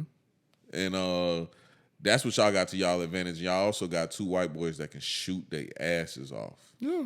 But a lot of teams match up well with y'all, though, because one thing y'all missing is a center. Y'all don't have nobody that can guard Jokic. Nobody. Y'all don't have nobody even close. Like, You don't think Porzingis gonna give him there? no. I think Porzingis is softer than goddamn. You don't think that height gonna give him? You don't think that No. height? You don't think? Okay. No, I think Porzingis is soft. I really do. I think he is soft. I think he can stretch the floor because he can shoot. He can shoot outside. He can go inside. He's not a very good rebounder. He's a subpar rebounder. 5 to 6 rebounds a game, which is not that good for his height. And he's very fragile. He gets hurt very easily. Okay. I don't think y'all match up well against Denver. Okay. But as far as the East, especially with Giannis hurt, I think y'all got a cakewalk. And the Knicks are banged up. They got a lot of players hurt. Brunson is trying to do what he can do with what he got. It's not looking good. They definitely gonna beat the Sixers. The Sixers is just Embiid's out of here. Y'all got a cakewalk. But Embiid hurt though. Like I don't even understand why they played Embiid that first game. I would let him rest and brought him back game 2. I would have kept him out for the rest of the season. I'm not risking it. Bro, every time this happened last year too, bro. Whatever's going on with that knee, bro, they got to figure out what's going on with that knee. If that's him taking a whole year off, bro, you got to get that time off, dog, because every time I look at the screen, it's blood coming from his knee. Yeah, it is. That's a big deal. It is. It is. And that ain't nothing to play with, bro. Bro, I think sometimes these organizations just really don't be giving a fuck about people. They don't.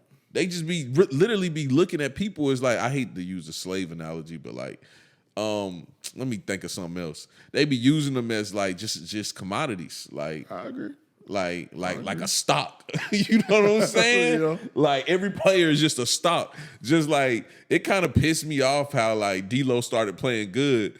And like I know this is just business, but still it pisses me off. Like D'Lo's playing good, and the Lakers like, oh, got some really high trade stock now.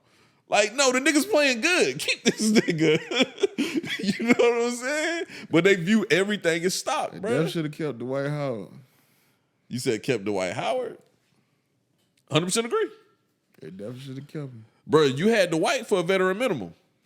It don't get no better than that. I don't think people understand either, bro. If you can get a good player for a veteran minimum, oh, you keep him, bro. You keep him. Bro, what's $1 million for $1 billion corporation? Nothing. But I said this my last 3 podcasts, though. What?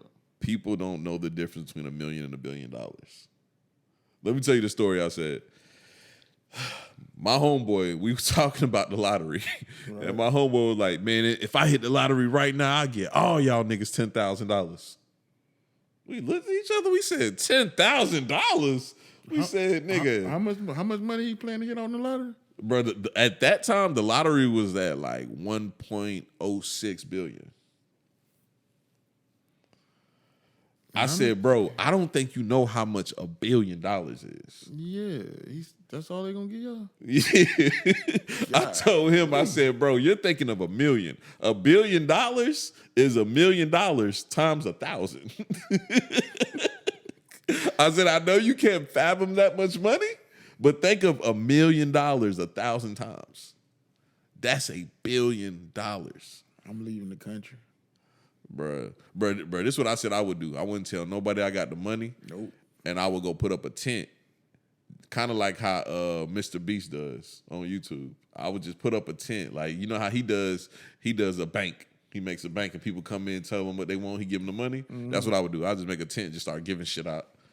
Nobody know where the money came from, what's going on. I'll just be giving shit out. I ain't doing none of that.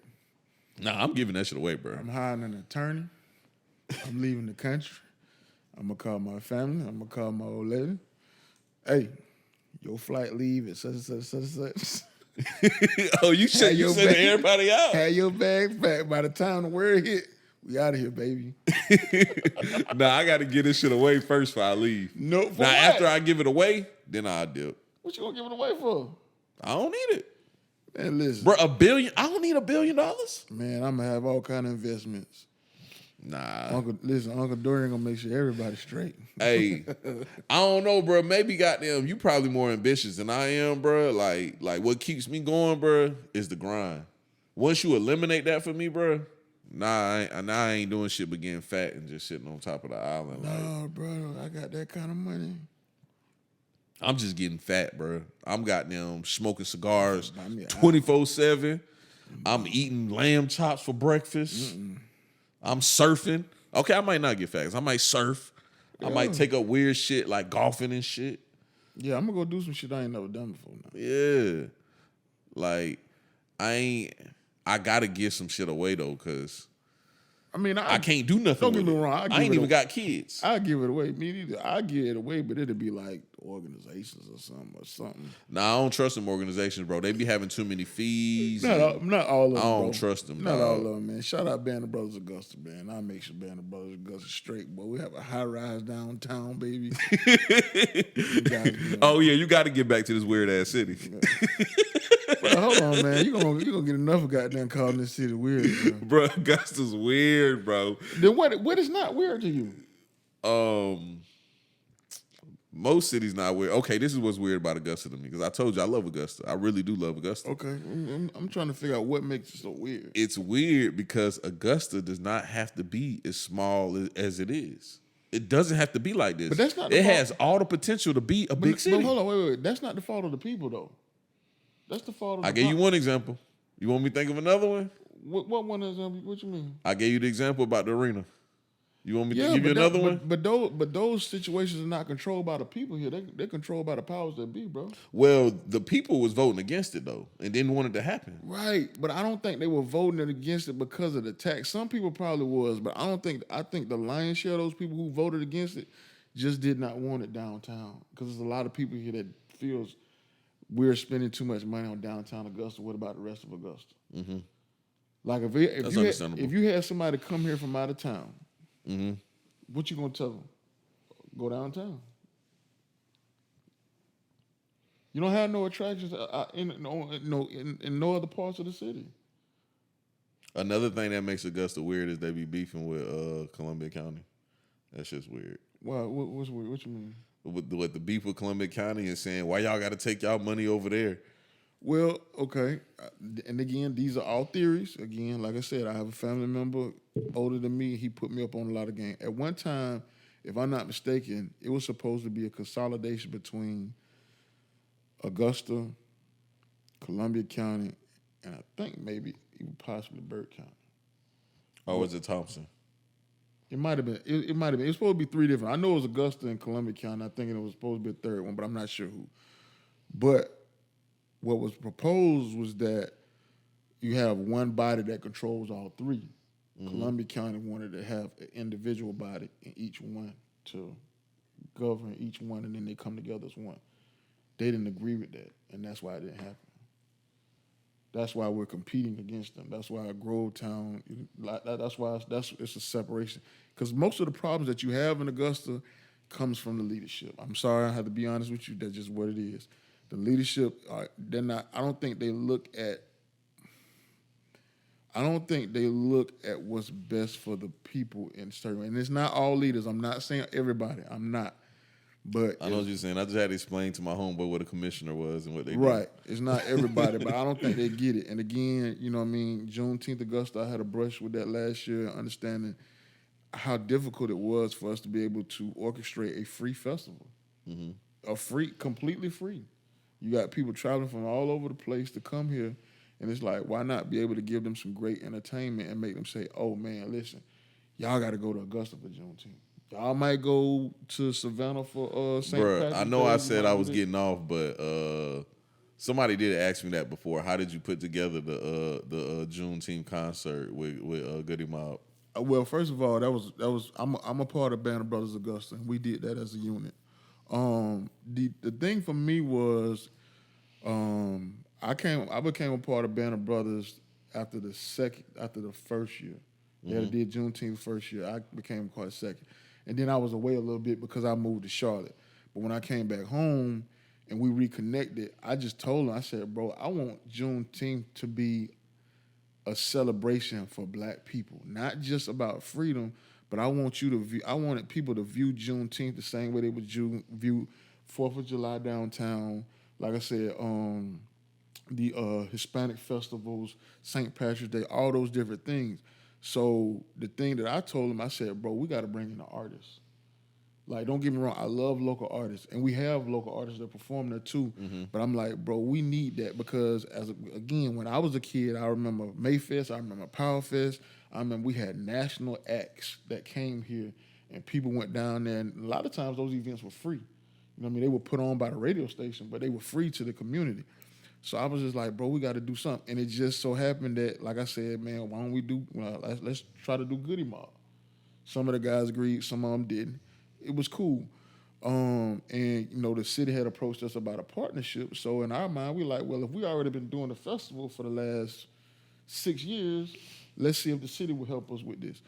Which we had to jump through some hoops to get it done. We had to kind of fight tooth and nail. It wasn't always embraced. We had some resistance when it came to that, but we was able to pull it off. I have some relationships, when it comes to entertainment, and I reached out. We submitted a proposal. They came back with an offer. We said we accepted the offer and moved from there. How do you go about getting funding for a show like that? That's free. It's sponsorship. It was a combination between the sponsorships of Juneteenth already because, like I said, shout out to Johnny Gregory, who's the director. Johnny works hard along with some of the other guys to get funding from businesses to put on the event. You know what I mean? So that's what makes it happen. And the city came on board. We was able to do fireworks and different things like that as well. We're working with the city too. So it's a labor of love, to be honest with you. You know what I mean? Like and we got a lineup this year again too, so that's about to be announced pretty soon. But no, to me, the only thing I wanted to see was just see the people again. When we put these events on and we have the vision in mind and we execute, and when I step back and I see all the responses and I see people like, I've seen people, I love Goody Mob signs and stuff like that, and partying and having a good time, and them boys performing that classic music, bro. Mission accomplished. That's what doing events is about. It's about giving them people an experience that they get to leave and get away from reality and enjoy themselves, bro. If you do that, I promise you, if you do that, you'll always win. Bro, what happened to Powerfest and Mayfest? From my understanding, Mayfest still exists, but from my understanding, really, yeah, I didn't know that. Mayfest is gonna be May 18th this year. Do they still bring in like acts? They bring in acts, but it's different now. So again, when you had the days of a record label, you kind of would have relationships, and if I'm not mistaken, I think the sales of whatever that radio station generates dictate, what type of talent you're gonna get. At one time, you can get artists on a promo run. You know what I mean? Where they doing shows for the radio stations and stuff like that. That stuff don't exist no more. So a lot of times now, if you're doing that event, them artists want their money. And they charging Yeah. they charging big boy bread. You know what I mean? it's hard to get them out here. Yeah, it's hard because you look. Listen, for a lineup, man. Last Power Fest I remember, I know Rick Ross was here. Field Mob, Rick Ross. I want to say P.D. Pablo. Yeah. You remember the year I'm talking about? I think I do. I do. Yeah, it's been. And it might have been like Plies or something. Yeah, it's been a minute. And like I said, a lot of those artists, you know, some of the people at the stations they have relationships with. I know the last few Power Fest, Kid Joe had relationships with a lot of the artists. You had a lot of people that got relationships. So, you know, through those relationships, you can kind of parlay some deals or whatever. But now, like I said, artists want all their money now. Like, I don't even think artists do promo runs no more. Because you can have an artist that got a hot record, man, I'm talking about, if they got a hot record in the last 2 weeks, they might be $10,000 out the gate. They might literally be $10,000 off top. And then by the time that record gets bubbling, you be looking at $50,000, $60,000. So if I got a lineup of 4 artists, I'm looking at $200,000. I remember that time when T.I. had that Do It Baby Stick It Baby record. He was pushing hard as hell, and he was coming out here performing everywhere. Yeah, no, he did. I remember that year. I think that was at Locking Down when they did Power Fest, and it was him, Bone Crusher. Mm-hmm. That's what I'm talking about. David Banner. It was funny because T.I. was performing, and man, he jumped. You know, they got like the fence in between the stage. And he jumped off of that joint, and them people rushed that joint, and they bent the whole little fence thing back. They got his shoes all dirty. He was mad, boy, after that joint. But yeah, I remember that. Yeah. That's when, right when he was trying to break 24s too, right? Yeah. I remember. Yep. I remember because that was right before trap music came out, Yep. and he had just left from here because I think he went here, Columbia, and somewhere else pushing that Do It Baby, Stick It Baby. Then he dropped that 24s and came back at the Power Fest. And see, back then, a lot of times, them artists would do those shows to generate buzz, to kind of get deals solidified. But like I said, now it don't matter. Like if you got a hot record, it don't matter if don't nobody know you. If that record hot, man, I need 15. Don't that 20. shit suck for us though? The people that want to see a good show, It do. especially in towns like this. It does because you know what I mean, it makes it harder to get those artists. You know what I mean? That's why a lot of times people be like, y'all should bring such to the club. I'm like, huh? Well, what money? Yeah, I heard somebody say they need to bring Ashanti to Truth. Boy, I was stop. like, how you gonna get Ashanti in Man, the Truth? most thing she gonna do is sit in the booth and look cute and wave at y'all and pour y'all some shots. I don't even think. She may not do that. Nah. She may not do I that. mean, even if she might do it, I don't think the numbers will add up. You know what I'm saying? listen, I don't think I it'll be don't worth know. the money they would have she to go- pay to get her in there. Yeah, I don't know. But like I said, some people have, you know, them boys over there might have a relationship like that because, you know, sometimes that do happen. Them boy, matter of fact, Nelly performed in there, didn't Yeah, I met Nelly. he? Yeah, Nelly was in there. So, I mean, it's possible, but You want to hear my Nelly story? that kind of, hold on before you do that, but that kind of Yeah. stuff don't exist without some type of relationship and some money. So if you ain't, and that everybody don't have them. A lot of people don't have them, but some people do. Why would you? What happened with Nelly, bro? All right. So Nelly's backstage with us and real cool guy too, dog. He was back there making sure everybody was good, everybody was satisfied with his performance, all this. Because he wasn't even supposed to perform. He was just supposed to come do a walkthrough, ended up performing. I think I got the footage on my hard drive somewhere. Okay. Ends up performing, everything cool. We in the back. It's me, Jip, and Stokes. And I take a picture with Nelly and Stokes, and I take a picture with Jip. And Nelly asks me, he goes, you want me to get my people to hold your camera so you can get your picture? And I was like, nah, I'm good. He was like, damn, you don't want a picture with me? And everybody started laughing. I was like, nah, I just, I don't really like being in front of the camera type shit. He goes, nah, I was just messing with you. I was like, but I fuck with you, bruh. I said, goddamn, you had us all fucked up with the goddamn Band-Aid and the do-rag and the hat and shit. And he started laughing, and he was like, you had the Band-Aid on? I said, nah, I was just trying to sound cool. And that nigga Chip started laughing his ass off, bro.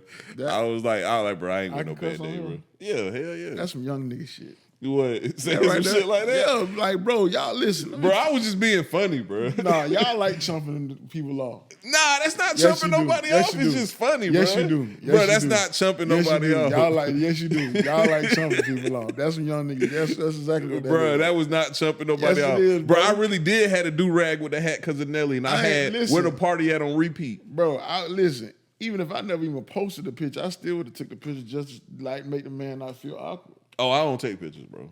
Oh, okay, my bad. I forgot. I just don't. I forgot dog. who I was talking to. That's just me, bro. I just don't do that, My dog. bad, Brody.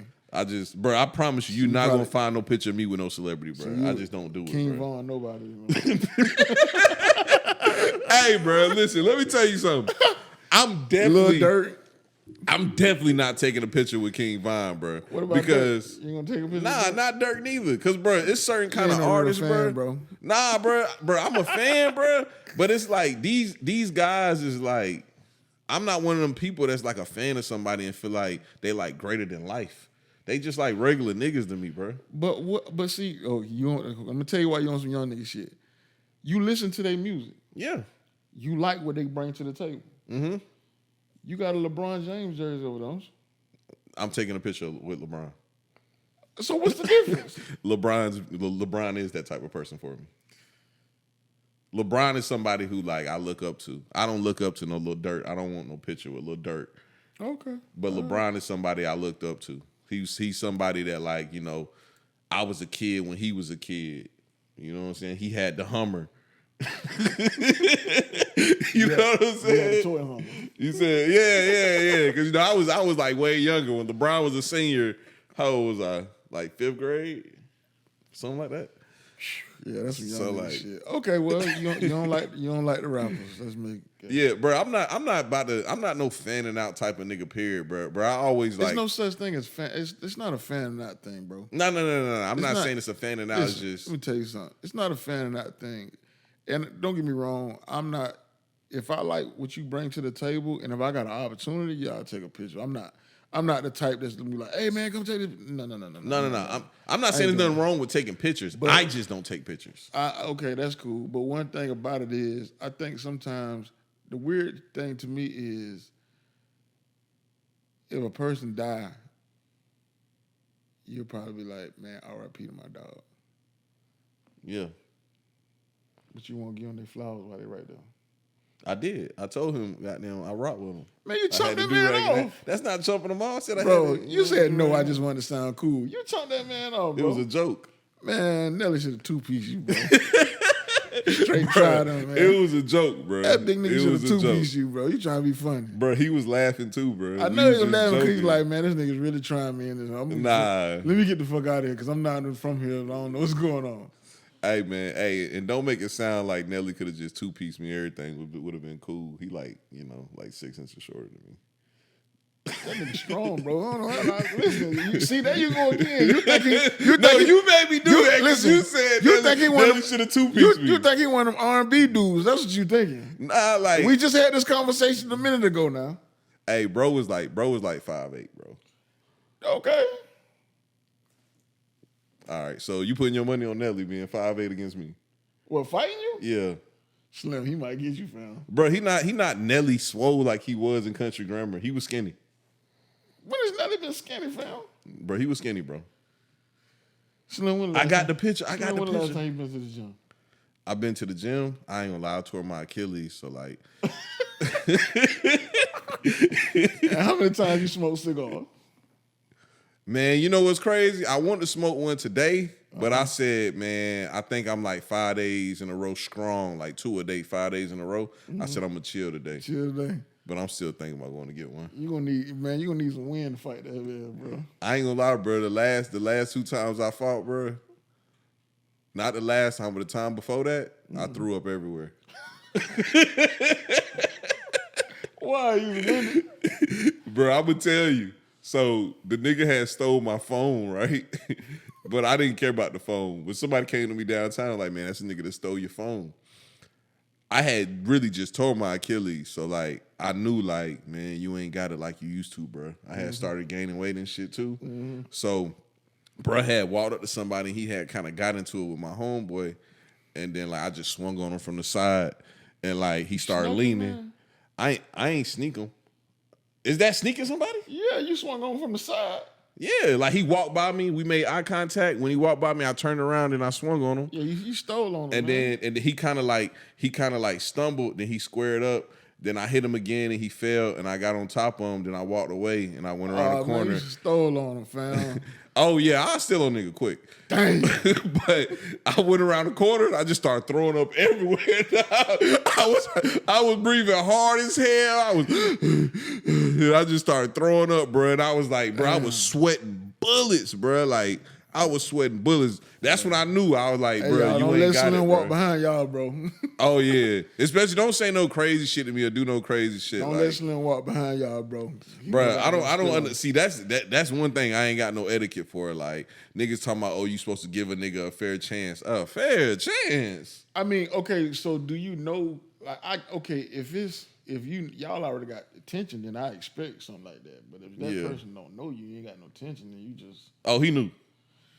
Oh, okay, well, never mind then. It is what it is. Yeah, I don't niggas be like a fair chance. A fair chance. So are you supposed to go in there announcing the fight type shit? I'm not saying announcing the fight, bro, but I'm just like, bro, you still on him, man. Ain't nothing he can do. Yeah, that's how it's supposed to be. Get this nigga the fuck out of here. You know what I'm saying? All right, Get this nigga up out of here, dog. Next time, just still on. Don't Yeah. square up. I ain't. I'm just joking too. I ain't no fucking fighter, bro. I ain't with that type of shit. I'm old as hell. Like I just told you, that was a true story for real though. Like I really did throw up everywhere, and that's how I know I ain't got it no more. And I talk my way out of some shit now too. Nah, I just I'm not a confrontational person like that. So it's been a long time for me. These stories was a long time. The last time too was funny. The last time was just with my homeboy. It wasn't no crazy shit. He just we was talking about strippers, and his girlfriend was a stripper. So he just felt hit, and I was like, nigga, ain't nobody talking about your fucking girlfriend. I was like, but I mean the shoe do fit, Slim, but why ain't you nobody keep- talking about her. Slim, why you keep chumping people off, bro? Nah, it wasn't even, I wasn't even chumping him off, bro. Like it had nothing to do with him. It was a conversation about like why I don't like strippers. You know, but you knew his old lady was a stripper? Yeah, but it wasn't really his old lady. You know what I'm saying? It was one of them niggas that thought that was his girl type shit. So I'm not thinking about that. He had feelings for her, though. Yeah. But I'm not thinking about that. That's not crossing my mind. All right, so- I'm not thinking about his infatuation with this random ass stripper. What I'm do you not mean? thinking about What do you it. mean factuation? Yeah, him just being in love with this stripper and taking her home every once in a while. I'm not thinking about that. That's because she wasn't really his girlfriend. She just came home with him sometimes. So I'm not thinking about that. Then he went from there to he started like, I don't know, doing some weird shit like calling girls I knew fat and shit. And I just started stealing You off heard on his him. feeling, man. He was in love with that girl. Hey, bro, some body niggas of be a weird, bro. goddess. Yeah. You know what's crazy? I sung that song when he first started messing with her too, bro.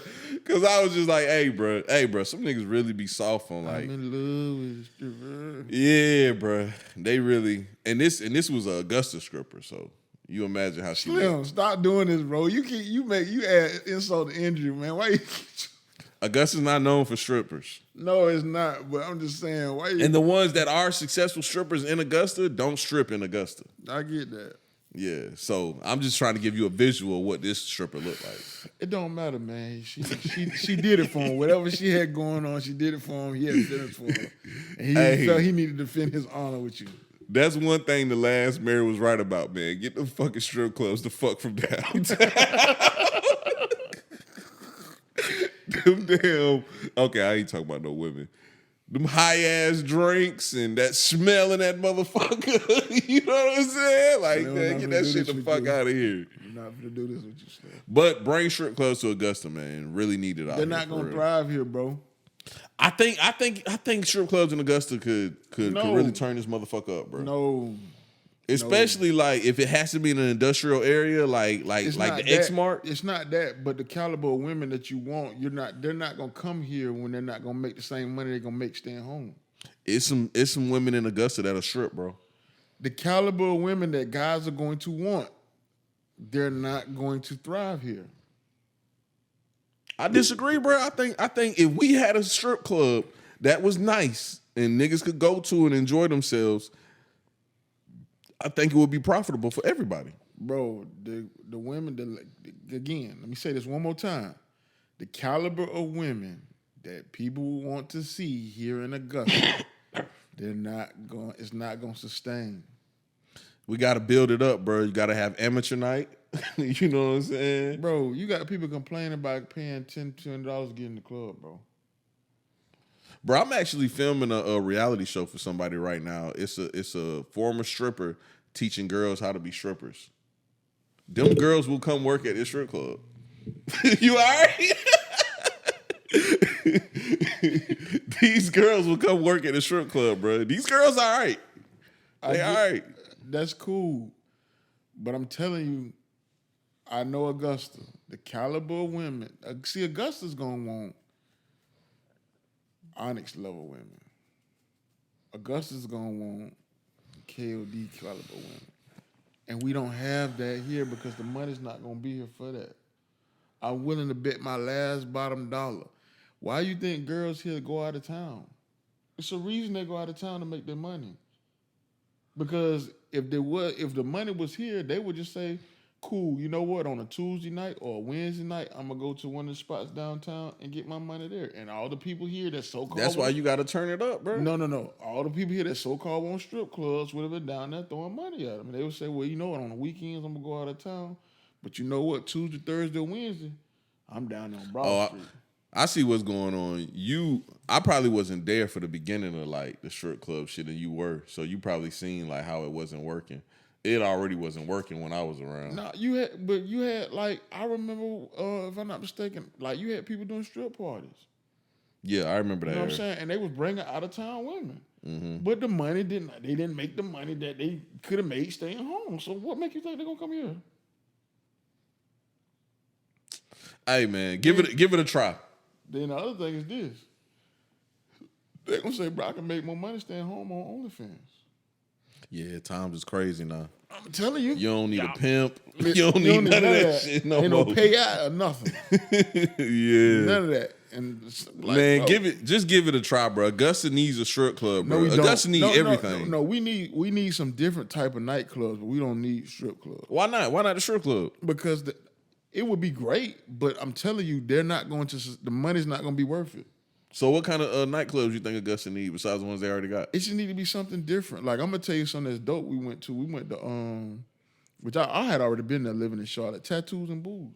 Mm-hmm. It's a really dope spot. They do a brunch. They got TVs everywhere. They got upstairs, you got a tattoo parlor. So, like, I got a friend in Charlotte, they used to throw Wednesday nights. So sometimes I just go down there when the game is on. You got good food, you got drinks, you got all of that. Man, it's perfect. But it's different. It's not like a regular club. We need more of that. We need people thinking outside the box. We need a brunch club. We need a club that's going to cater to brunch events, not nightclubs.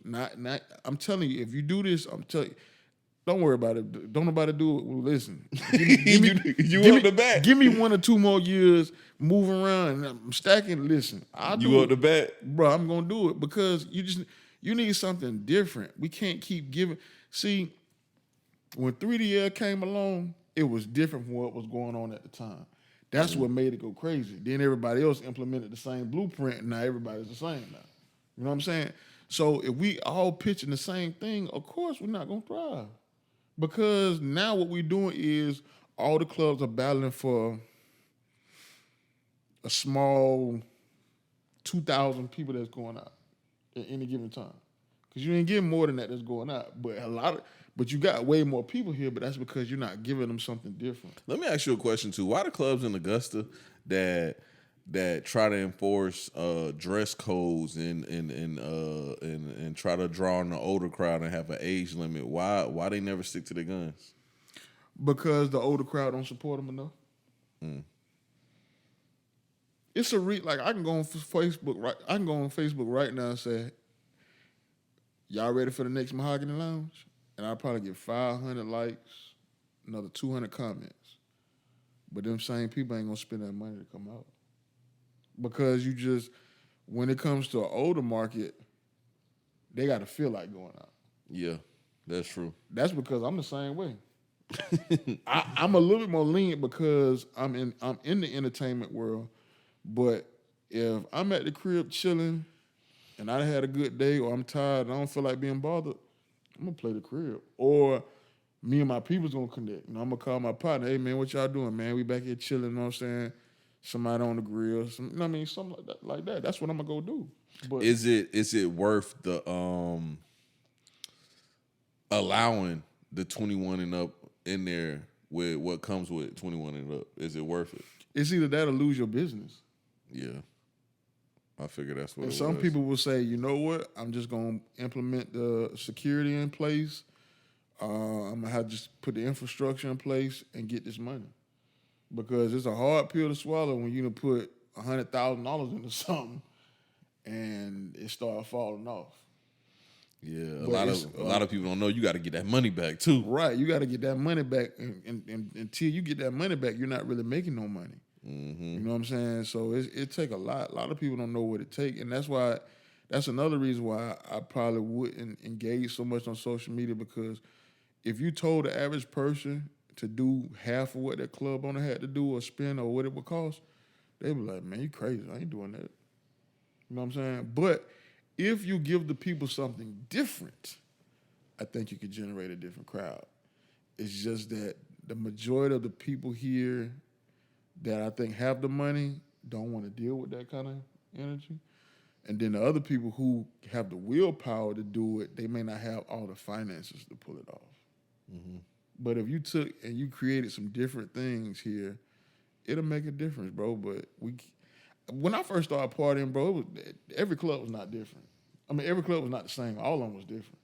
So whatever kind of vibe you want, you had a different vibe here. I don't know. Cream and Dreams was a little. They was the same. I'm talking about before that, bro. Oh, way before that? Ain't not even way before that, but even during that time. Bro, you ain't that old, bro. Bro, I'm damn near 10 years older than you, fam. Yeah. So yeah, when you started partying, it was Creams and Dreams, right? Nah, bro, I was partying in Tenant Windows, bro. I remember we had the reggae spot downtown. You had Touch of Class. You had Stoppers. You had Tenant Windows was Malibu. a teen club. Yeah. That's where it started from. You had Malibu. You had TNT Cross the Bridge. You had Super C's. You had Golden Gate. You had Malibu. A bunch of spots here we had, and it was different. You know what I mean? They weren't all the same. You weren't gonna go in the same spot. What's the older people's infatuation with what was it called? Pappies or something? They love that Pappies. That was before my time. Yeah, what's up with that though? Like, you ain't ever been around an older person. They can't wait to show you the pictures from the club. You're gonna be the same way. You probably feel the same way about Excess Live. I liked what was the one across the street? Which one? By the water tower. It was like a mixed club. Across the street by the water tower. I can't remember the name of that motherfucker. It was a mixed club though. It was right by the water tower. By what water tower, bro? On what street? If you coming from downtown, it was on the left. And I can't remember the street. What was it called? I can't remember, dog. It was a mixed club though. I used to love that club. Excess Live was all right. But see, I was going to Georgia Southern when Excess Live was hot though. Okay, so I only been like twice. But whatever club that you felt like was popping, that's just what it was. Nah, I get with the times. Like everybody in my age group always be like, oh, they don't make clubs like they used to, and I be keeping the beam with them. Truth is better than every club we had. Truth is better, bro. It looks better in there. Then what club we talking about? Better than all the clubs when I was a kid. Truth is better, bro. Like, I would love to have went to Truth when I was 21 years old, roll my dope, look at all the little hot ass girls. Notice what you just said. Roll my dope. Yeah. When I'm 21, you a kid. That's the type of shit you like to do. Now that I'm 33, bro, I'm not going in Truth. You know what I'm saying? I'm 33 now. You know what I'm saying? I'm not going in there. Now the vibes is like Tribeca. You know what I'm saying? That's my vibe now. But you didn't get a chance to experience. And the reason I said it is because most of the time in the clubs nowadays, they don't even party. That's why I have a hard time comparing clubs now to before. Oh no, I 100% agree with you. Because they don't even 100%. engage with each other. It's really just, I'm in the club, I'm over here in my little part. The View. It was called The View. Yeah. Because when you start talking about partying, and I start thinking about dancing, the name instantly popped up. Yeah. Because now, see, I had good experiences there. Oh, yeah. Yeah. Now, that was some times. Now, listen, we used to do an old school party. It was surreal then. Well, we used to go to The View, because I remember Joe used to DJ when it was The View. And then I think before that was Coconuts. It was, that spot always been dope. Yeah. But, like, we used to do no old school parties, bro. Man, it's just something about having 300-some people in there just dancing.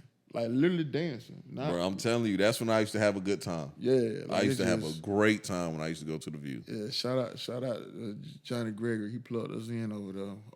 But again, that's why I have a hard time comparing. Now, the look of certain clubs nowadays are a little bit better, but the energy in the room, the people ain't the same. They just, Yeah, I know what you're saying. But, times is just different. I know what you mean about, like, they don't dance no more and all that other stuff. I'm just talking about the kind of clubs that they got now versus the clubs that we had 10 years ago. That's all I was saying. I wasn't saying, like the party scene. You're saying the party scene is just different. Yeah, but again, 3DL was the first. Yeah. 3DL was the first one. Like I said, when that joint hit, man, Friday and Saturday used to be dumb. Yeah. I mean, dumb. Like, that was a move, you know what I mean? And they had the food, the look, all of that, everything. Like I said, everybody built theirs after that blueprint. And then, it just went from there. But, you had it's just a different time for the club, that's all. So, but you're going to have a moment where, you have somebody be like, man, what about you? Be like, bro, you don't know about The View, bro. Like, you gonna tell them. You gonna tell them. I might say that. Oh, like, man, y'all don't know nothing about no club, man. The View used to be it, bro. I hope I don't be that nigga though. Like, Yeah, you will. Nah. You gonna listen because bro, we just go to some new spots. Because it's only gonna get worse. Nah. What you mean some new spots? They keep creating the same thing. Studio opening back up. We just go to studio. Man, shout out to studio, man. Man, studio a cool ass spot, bro. Like whenever you think of a neighborhood bar, that's where you want to go to, somewhere that's comfortable. I ain't gonna lie though, when it be too many people in there, it don't be my vibe, but I'll be cool. You know what I'm saying? Yeah. I know it's just a certain time I can go in there. Like I can go in there early, and that's the vibe I'm looking for. When it get too late, everybody want to flood the view. Want to flood studio, because studio ain't no spot you supposed to be going in buying bottles and shit. But it had turned into that at a certain point. Niggas was going there buying bottles and treating the back like a section. Because they don't have sections in there. But niggas was acting like they own the section. Everybody need a goddamn section now. Bro, I'm telling you, the sections fucked the Augusta up. My homeboy was on some shit when he said that, bro. Bro, he said niggas be going into the club acting like they brought some land, dog. niggas be cash apping them promoters at $250 and be at the door getting their wristband talking about where my plot of land. Hey man, that's what it's about. Bro, you got a seat for the night, nigga. You do not got a plot of land. Hey man, just giving them an experience. Nah, I'm cool with it though. Hey man, I'm on the type shit now in life where if you like it, I love it, dog. I ain't down to nobody for doing shit that they like to do, dog. No, you right. Have at it, bro. You right. Cause like you just said, bro, I like to enjoy me a glass of whiskey with the cigars, and niggas look at me like, why you like that? My bad, bro. It's been a minute since I had a cigar. Get you one, bro. I used to smoke all the time, man, but I've been training them. I'm down about 23 pounds since the New Year. You know Congrats, bro. I need to get like you. Matter of fact, I think the cruise was the last time I had a cigar. That was like last November. What cruise line you went on? Carnival. I was just watching videos from a cruise, and I just think it's so amazing how people decide to go on cruises to get their shit off. What you mean? Like the old married couples be like, yeah, we just gonna be prude like all year. Then we gonna go on this cruise and we gonna get our shit off. Just like every other vacation that people do. That shit be crazy though, because it's right there. You just be like, damn, bro, why did you pick this trip to get your shit off? You picked this trip to get your shit off, dog. Like, come on, bro. Like, why y'all ain't do this shit like before y'all went on this trip and just came here and enjoyed the sun? Why you had to get your shit off here on this boat with all these people? And you like locked in, like, because a cruise boat, bruh, ideally a cruise boat is big as fuck, right? Mm-hmm. But you see the same fucking people every day. Yeah, that's because you on one side of the boat. And you most of the people on that side of the boat stay in the same area on the same floor or whatever. Well, when I went, I just was at the casino. I ain't gonna lie. I had the casino pretty heavy, man. Like, you know what I'm saying? But then when you go out to the, when people partying and shit, like, I ain't gonna lie, it don't look like it's that many people until you see the parties. Yeah. And you be like, it's a lot of people on this fucking boat. Yeah, and that ain't all of them. That's only a portion because a lot of them don't come to the party. Mm-hmm. Yeah, you start thinking about the Titanic and be like, let me get my ass off this boat. Now looking at that at night, looking out over that water at night, that's some scary shit. Yeah. That joint's the black abyss. You be like, whoa. Yeah. You be in the middle of nowhere. Nowhere, ain't nothing in sight. You be like, boy, what the fuck would I do? What would I do? I had a couple of thoughts like that, like, boy, you in trouble. In Miami, far as fuck. we boarded in Jacksonville. Jacksonville? Yeah. Jacksonville do got a port. Mm-hmm. We ported in Jacksonville, so. Yeah, I went from Miami. And I was like, Miami far as fuck from here. That's a long ass swim. You got a dead man float throughout the night. Wait till the sun come up, swim some more. Dead man float. Some just brush up under you like, God. Yep, here it go. Fuck. You be freaking out. Yeah, I was almost there, dog. I was almost there. Nah. But yeah, bro, you got anything else before we get off, man? Slim hate Augusta. I don't hate Augusta. I love Augusta. This was about me loving Augusta. Slim hate Drake. Hate's a strong word. Slim hate Charleston White. I don't hate that nigga neither. I just don't pay him no attention. Hey, man. I just don't pay him no. He just not my type of person. That's it. I mean, I wouldn't hang with him. No, I'm not gonna hang with him because I'm not gonna be out here trying to defend you with all the crazy stuff you talking about. Honestly, I don't think he act like that in real life though. He probably is somebody you can have a conversation with because I done heard him have conversations before. Yeah, he probably ain't, but yeah, he probably ain't nothing like that. And he's an older guy, so I'm sure like you could sit down and have a good ass conversation with him. Yeah, that's true. Hold on, before we get off for real though, people was telling me that shit he was saying about P Nice was fake. Was that shit? They said it was like a promo. Slim, why you do me like this, bro? Why do you put me on Front Street knowing I know these people, bro? I'm just saying, put me on Front Street because you know. Man. Do you feel like the promo was fake? You ain't got to go into detail. Do you feel like it was a promo and it was fake? Him saying, yeah, them boys ain't got no money. They trying to come up off some shit. What good promo was that gonna do? I didn't get it neither, but like 5 different people told me that shit was some promo and it was fake.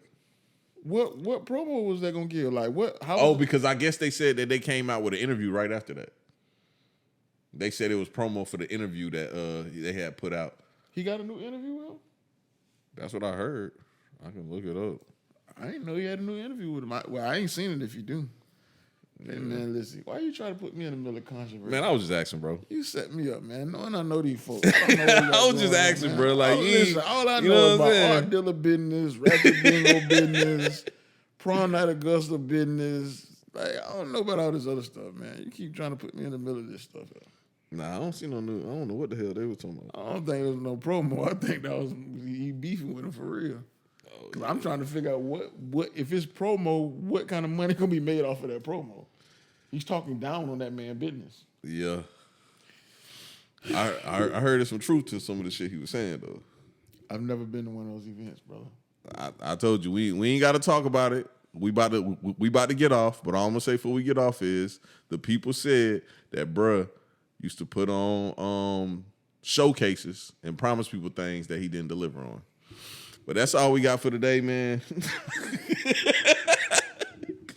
And I'm out, dog. Hey, man, I'm not listen. We gotta sign some paperwork next time I come on this joint here, bro. Because you're really trying to set me up for some bullshit. Man, I ain't set you up.